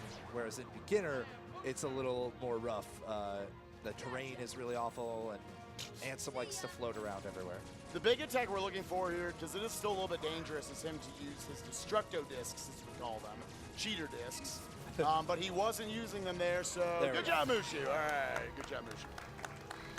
But now, all of a sudden, we're going to have to get a little more creative. We can't now use our summons because they're going to take Donald and Goofy away from us. First up, we've got Darkseid 3, that guy that was really easy at the beginning of the game. Now, all of a sudden, he's a little bit more of a threat. Although they've been able to work out some strategies to make him a little bit more manageable. Doing his last menuing right here, giving out a bunch of Mega Elixirs and Elixirs to his party. Mainly Mega Elixirs to Goofy and Donald. Because if you give them just solo Elixirs, usually they'll just use it on themselves. And it's better to have them, obviously, Mega Elixir, and everybody's getting benefit. And as Spike said, they take away your party members here, but they also give them back one by one. You get Goofy first and then Donald. So you can actually kind of time out when they'll use those Mega Elixirs, hopefully. He moves up a little bit here, because as you can see, Firaaga's kind of slowly pushing Sora further and further back. And at this angle, the way Firaaga locks on, it's kind of cool how much it is able to angle up and still get to him. Now, once he punches into the ground, we're going to be doing the best strat, climb up the arm, smack him in the face. Sound effects. Yeah. A lot of sound effects gets dropped in this. And there we go. All right, nice. Good job. Now, the thing is, we might see this nerd again, because now we have to fight Ansem 2. If Ansem 2 kills you, it's going to kick you back out before that fight. And this is one of the coolest, most technical fights in the game. So you don't want to really get Lightning there. Lightning's the worst attack we could really see him use because he's very prone to spamming Lightning if he uses it once, and you can't really hit him during it. Yeah. He doesn't have guards, so you had to attack parry that attack, which is why you'll see him move to the center of the stage a lot of the times when he's not sure what move he'll use next. Yeah, it's kind of just like the purest fight in this game almost, because hits can kill you very easily. Obviously, we're two-shotting at this point. So he's just got to be able to react to all the different attacks, get in his hits when he can, move to the side, moving around, a lot of movement involved in general. Immune to magic, I believe he is somewhat resistant, but on top of that, we would leave ourselves way too wide open for attack if he were trying to do some of the, spamming Firaaga strats like he did on Darkseid. He's getting a lot of staggers here. We're getting closer. Okay, so this is his DM, or his Desperation move, which we use in the Kingdom Hearts community to describe when they're in this. Generally just wastes a lot of time. Generally, we're going to try to find ways to cut these out, because as you can see, it's just a lot of animation where you can't do it. We're going to hope that this is the only time we see it in this fight, but at level 1, it's normally we would use scan to be able to tell where his HP is in order to try to stop him from using that move. Ooh, that is the submit move. Which that is by that he's gonna die because he doesn't have access to like Ars Arcana or anything. Or Leaf Bracer. Or Leaf Bracer. He only has 3 elixirs again in his inventory, and he doesn't want to use them on this fight. He's gonna use up 2 of those 3 elixirs on the very next fight. All right, so there's we're gonna see the second time. It's pretty much random on level 1. also be nice if you had scan was being able to see where his health bar is. Yeah, so you can kind of feel out when it's going to happen. Skipping the DM is based on his health, but also based on the patterns that Ansem uses. So being able to not control, not see his health makes it very random. So because we've seen 2 DMs, that means he is close. It is possible for him to get a third one, but hopefully we won't see that. Getting away from that submit, dodge rolling at the last second. Very timely dodge rolls there to use those, that little bit of invincibility that dodge Come on, roll I don't gives want you. a third DM. I don't want a third DM. He's going to charge now, maybe? Okay, hit him here. Yeah. That is probably the most just straight up most technical fight in the run. I Yeah. would say it's the most fun. That to is get to one of do. the most fun It's pretty for most fun, runners. but it is terrifying.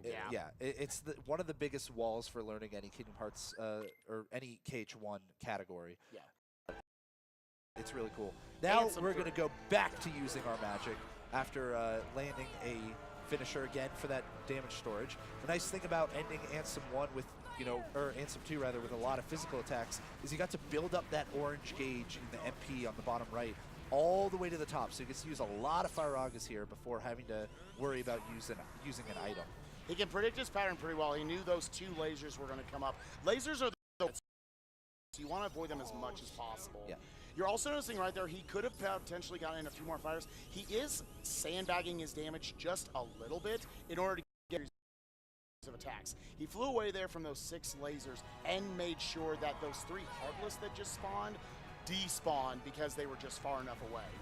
Now, hopefully he's already got needed. At this point, he's just going to fire till he's dead, hopefully. If he doesn't kill him fast enough, like if too many of these Firagas whiff, if he didn't space it out properly on this health bar he cannot see, then he's pretty much going to die because lasers are just going to come out. Yeah, it gets Get in his really face. He's scary. about to need him to die now. Like probably now. So, Very mash-intensive fight, so very, hard on the thumbs and everything. But now we got our least favorite enemy in the game once again, Shadows. yeah. And they're actually scary on Oh, level 1. Like, they hello. still They're like everything. It's anything else, you're going to get 2-shot. So he's going to be throwing down some gravities just to flatten these idiots, bring down their health So quite a I bit. forgot to change my customize from Yeah. Kurt, but I should be okay. I was like, dude.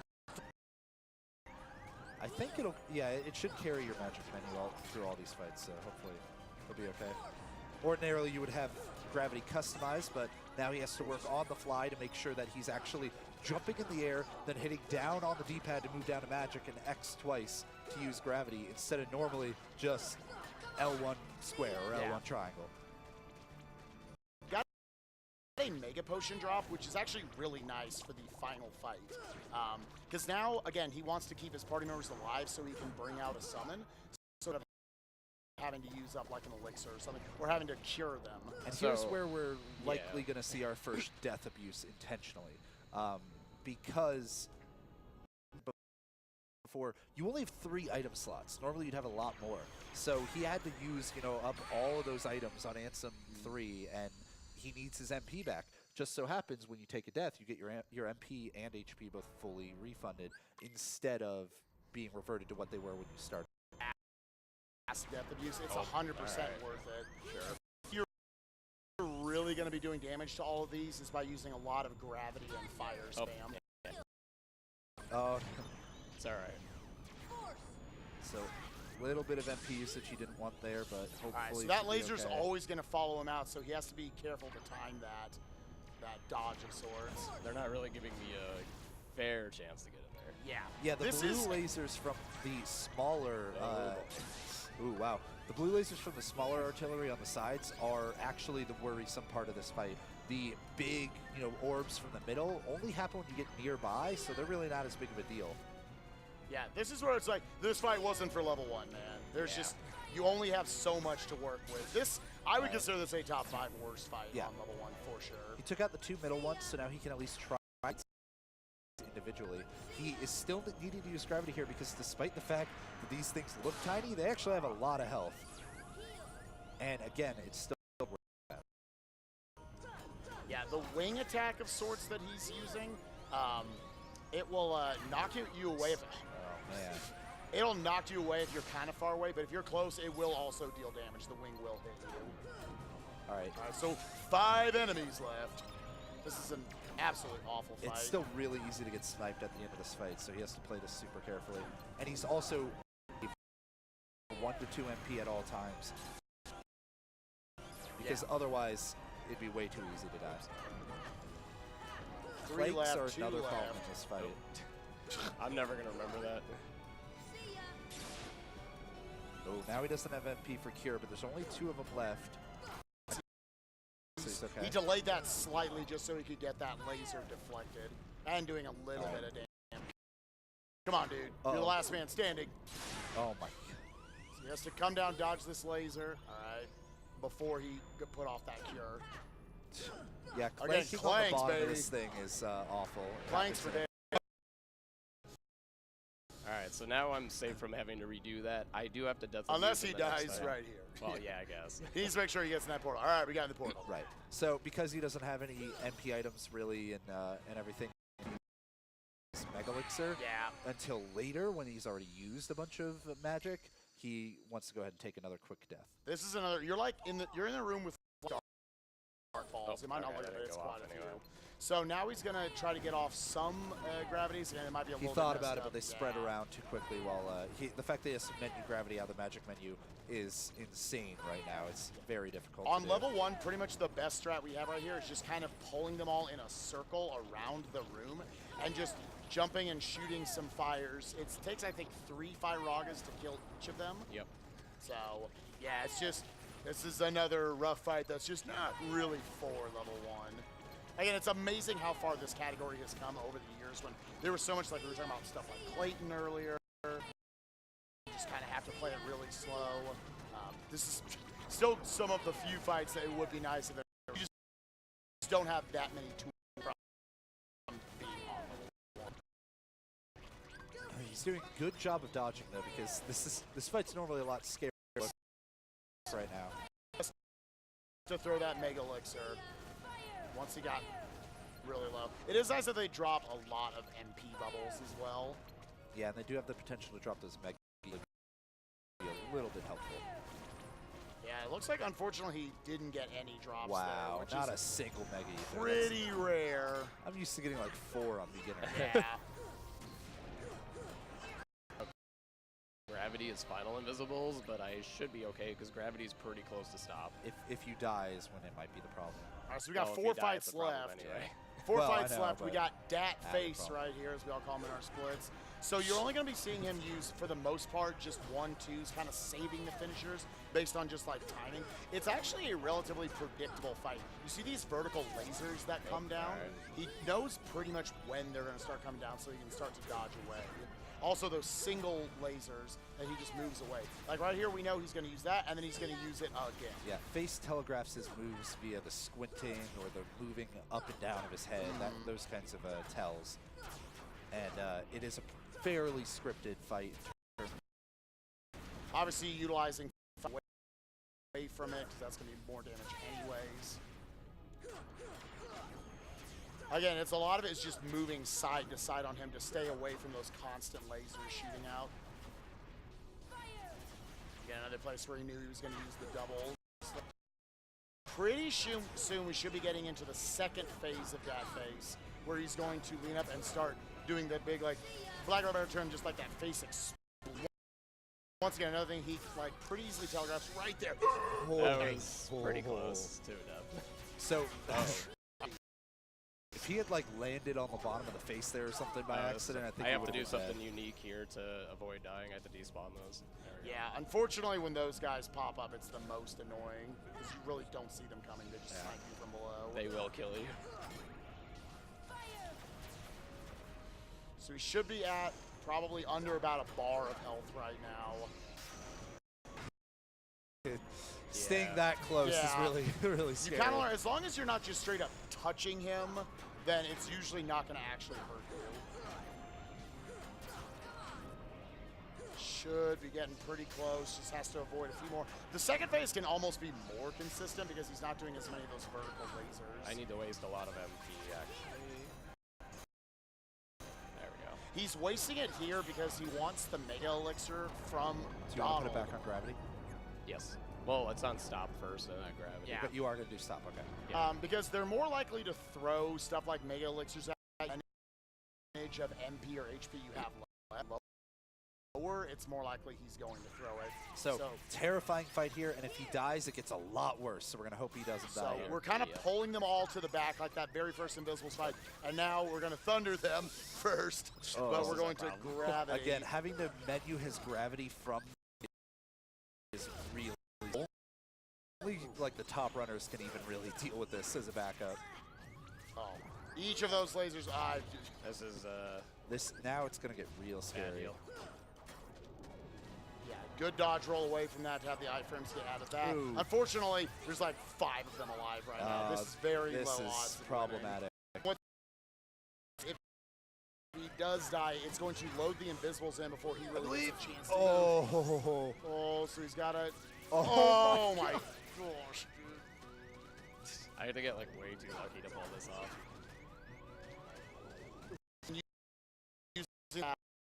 As Okay. there are so many of them so alive right now. many. I don't think any died. Honestly, that was amazing. Even lasted that long. Yeah. That's basically impossible if that happens. So- Again, a lot of this is just because we don't have gravity hotkeyed. So now, all right. So now he's got to. So it canceled his stop. So right pretty much there. I get death cycled until I get a stop off. Yeah, this is what is terrible about this fight is not only does it reset your position in the magic command menu when you take a death, but also you start spawn already moving instead of normally waiting a moment. Yeah, so once again, we're just not getting our gravities off, and it's just not killing them. Again, none died again. Yeah. So this is, it is the last barrier on this run. And Put it right at the end. yeah, Yeah. yeah, that was, again, if none of them die, it almost just doesn't matter. You hope that they're either going to take 5 minutes and you still might not win. Okay, he got his stop off cleanly. Stopped them again to make sure the rest of them came over and just give you more time. All right, so only Now one, I think, this was is there. looking better. Blow up, blow up, blowing up again, getting And he an got the elixir drop, elixir, okay. and that's what the fight should All look right. like. All I kind of right. wish I got that elixir. Yeah. Yeah, if you got the might have been able to clutch it out.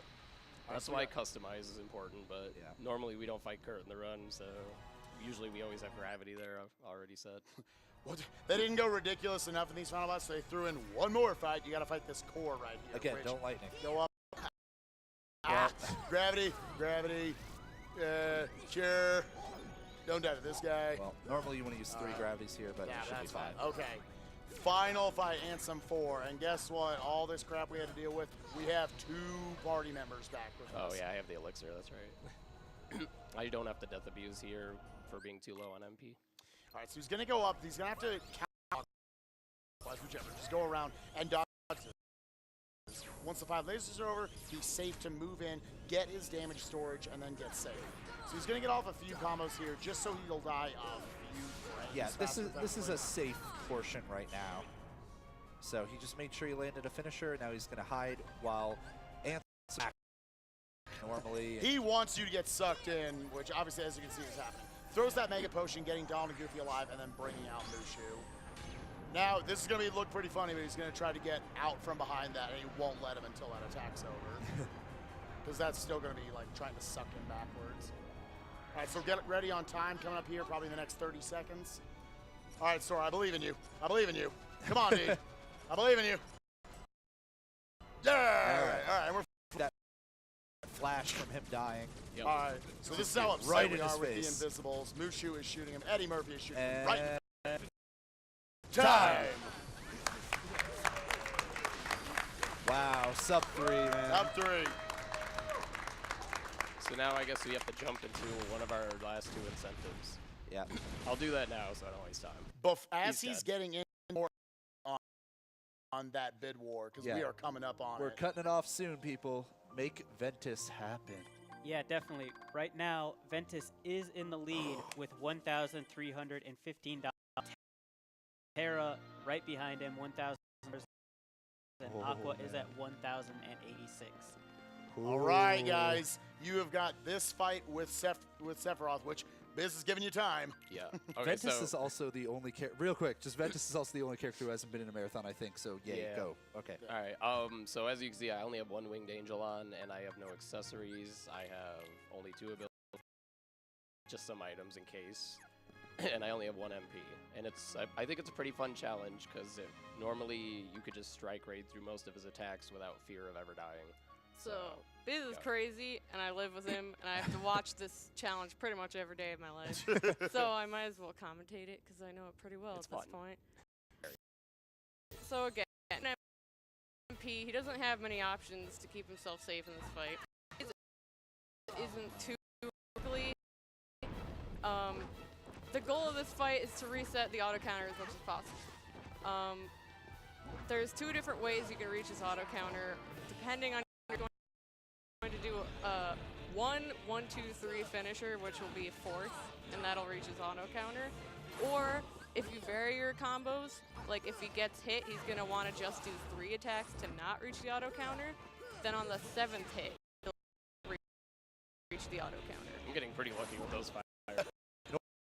You're usually taking hit there. Here we go. Usually, There you we get go. situation. Okay, so what happened there was he was stuck inside Fire Pillar, so he just tanked the 2nd hit so he could have the iframes on Cure. Here he's gonna pop out and heal. No, to note, I don't have Leaf Bracer. It's just the mechanic of getting hit on the ground. He's gonna pop out. Whenever you see him use Leaf Bracer on the ground, that's just the iframes from the previous hit he took. It's also important to note, 'cause some of you might be sitting here like, oh, why is he using the best Keyblade? It makes no difference. This is not the best Keyblade, it's just to take away his MP. It's actually genuinely the worst Keyblade. It looks really cool, though. Oh, yeah. It Has has cool flames fire on it. swings. And you get this Keyblade from V. This first phase is mostly just him walking around. Some jumps he'll get. Reminder that Sephiroth's sword is very long, Yeah. so he will catch you. I guess he dropped that sound effect. It happened. So he should be nearing the end of phase 1. So now he's going to descend Heartless Angel at the opening of this phase. And now I'm going to try to use a reasonable pattern. And best that I move, can. if he got it off, would bring him to 1 HP, but and the great amount of MP that he has. It's so satisfying when he throws an elixir in this fight because he's refilling like 20 HP and MP. He can't attack him after he fire pillars because he doesn't have any safe options. Okay, here's Octo. Usually you can just use Strike Raid, which you're invincible the entire time you're using that move, and That it's sucks. pretty free to not get hit by Octo Slash. He waits, he jumps as high as he can, and he just mashes attacks so he can parry with him. It's generally safe. Sometimes it'll be safe to cure. Octoslash is very risky because I could just like rando die in this version. Yeah, he's gonna jump. Oh. Oh yeah, he almost got hit there. Oh, Oh. there. Yeah, that was close. All right, free punish. That is the nice thing, to send Heartless Angel casually move that took away all your health and MP, but it's actually, it leaves him very vulnerable to Yeah, attack. it's the easiest to punish. So And as this is long the as you second catch of it. 3 phases we're going through here. So he's probably at about half total health right now. Another Octo Slash attack.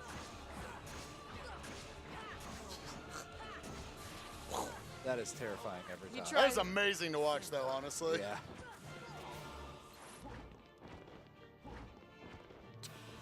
Okay, his sword's not that long. He's getting pretty close to the 3rd phase now.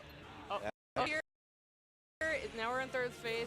Okay, good. He wants to stagger him. Now we have. Nope, he broke out. Probably gonna Meteor, throw most Meteor likely. out. Yeah. The goal is to stagger him out of that animation, and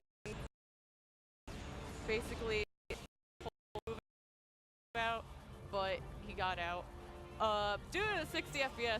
This is actually relatively slow. Yeah. Yeah, this is That's actually. just- Yeah, It usually it's can going crazy. go really fast. You though. want to dodge roll to the wall and dodge roll away from the last rock closest to the Now wall. he has no MP, so he's got to charge up. Thankfully, we'll get him back pretty fast, but for the All right. 1 MP, you Time he warps, he's going to attack out of it, so Viz knows to just roll once he warps. Oh, tried to aerial parry there. I think I'll throw an item for marathon safety. Yo, that 1 We're MP, cool. 20 health elixir Yeah. usage. He has done this. Just we don't want to have to watch the first 2 phases all over again. I guess I'll use an item. Yeah, so at this point, it's mostly just get the auto counter, roll away, and he's usually open for another, except for there. Oh. Again, it takes a lot you can roll to get those iframes.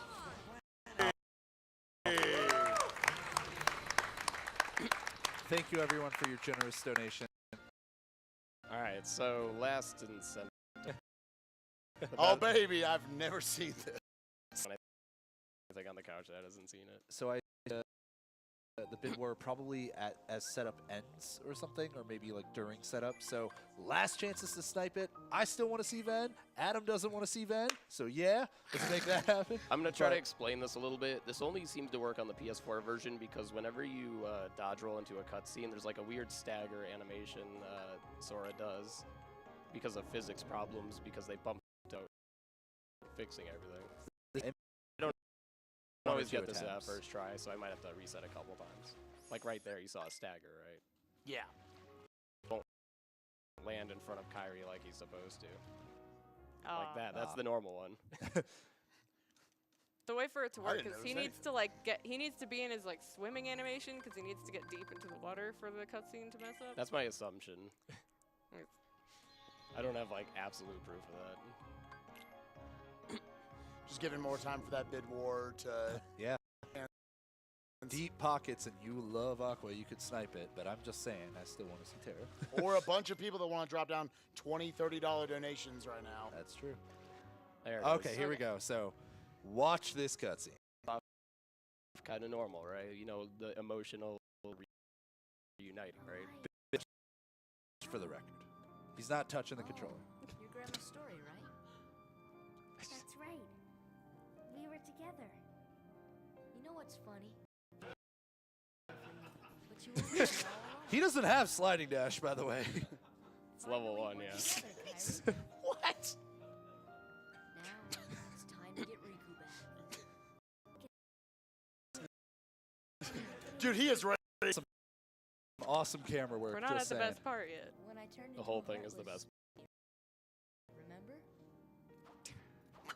I was running from the dark. I couldn't find my way. The dark, I started forgetting things. I wailed on that darkness, dude. The darkness almost swallowed me. But then I heard This was a voices. rough time in my life. I hate going back here. I didn't want to just forget about it. And now, Our that was hearts Blitz, another ability he doesn't have. and the light from our hearts broke through the darkness. I saw that light. I think that's what saved me. No matter how deep the darkness, the light shines within. I guess it's more than just a fairy tale. Well, let's go. All right, so Can't now go. he's actually normal Why because not? they had to actually rig up the Because face it's model and way too everything. dangerous. So he's standing right in front of her, right? Come on, Sora. We went together. You can't go alone. Kyrie, we're apart. We're not alone anymore. He's like this crazy little hermit. I can't help. Can't be in my way. Okay. You win.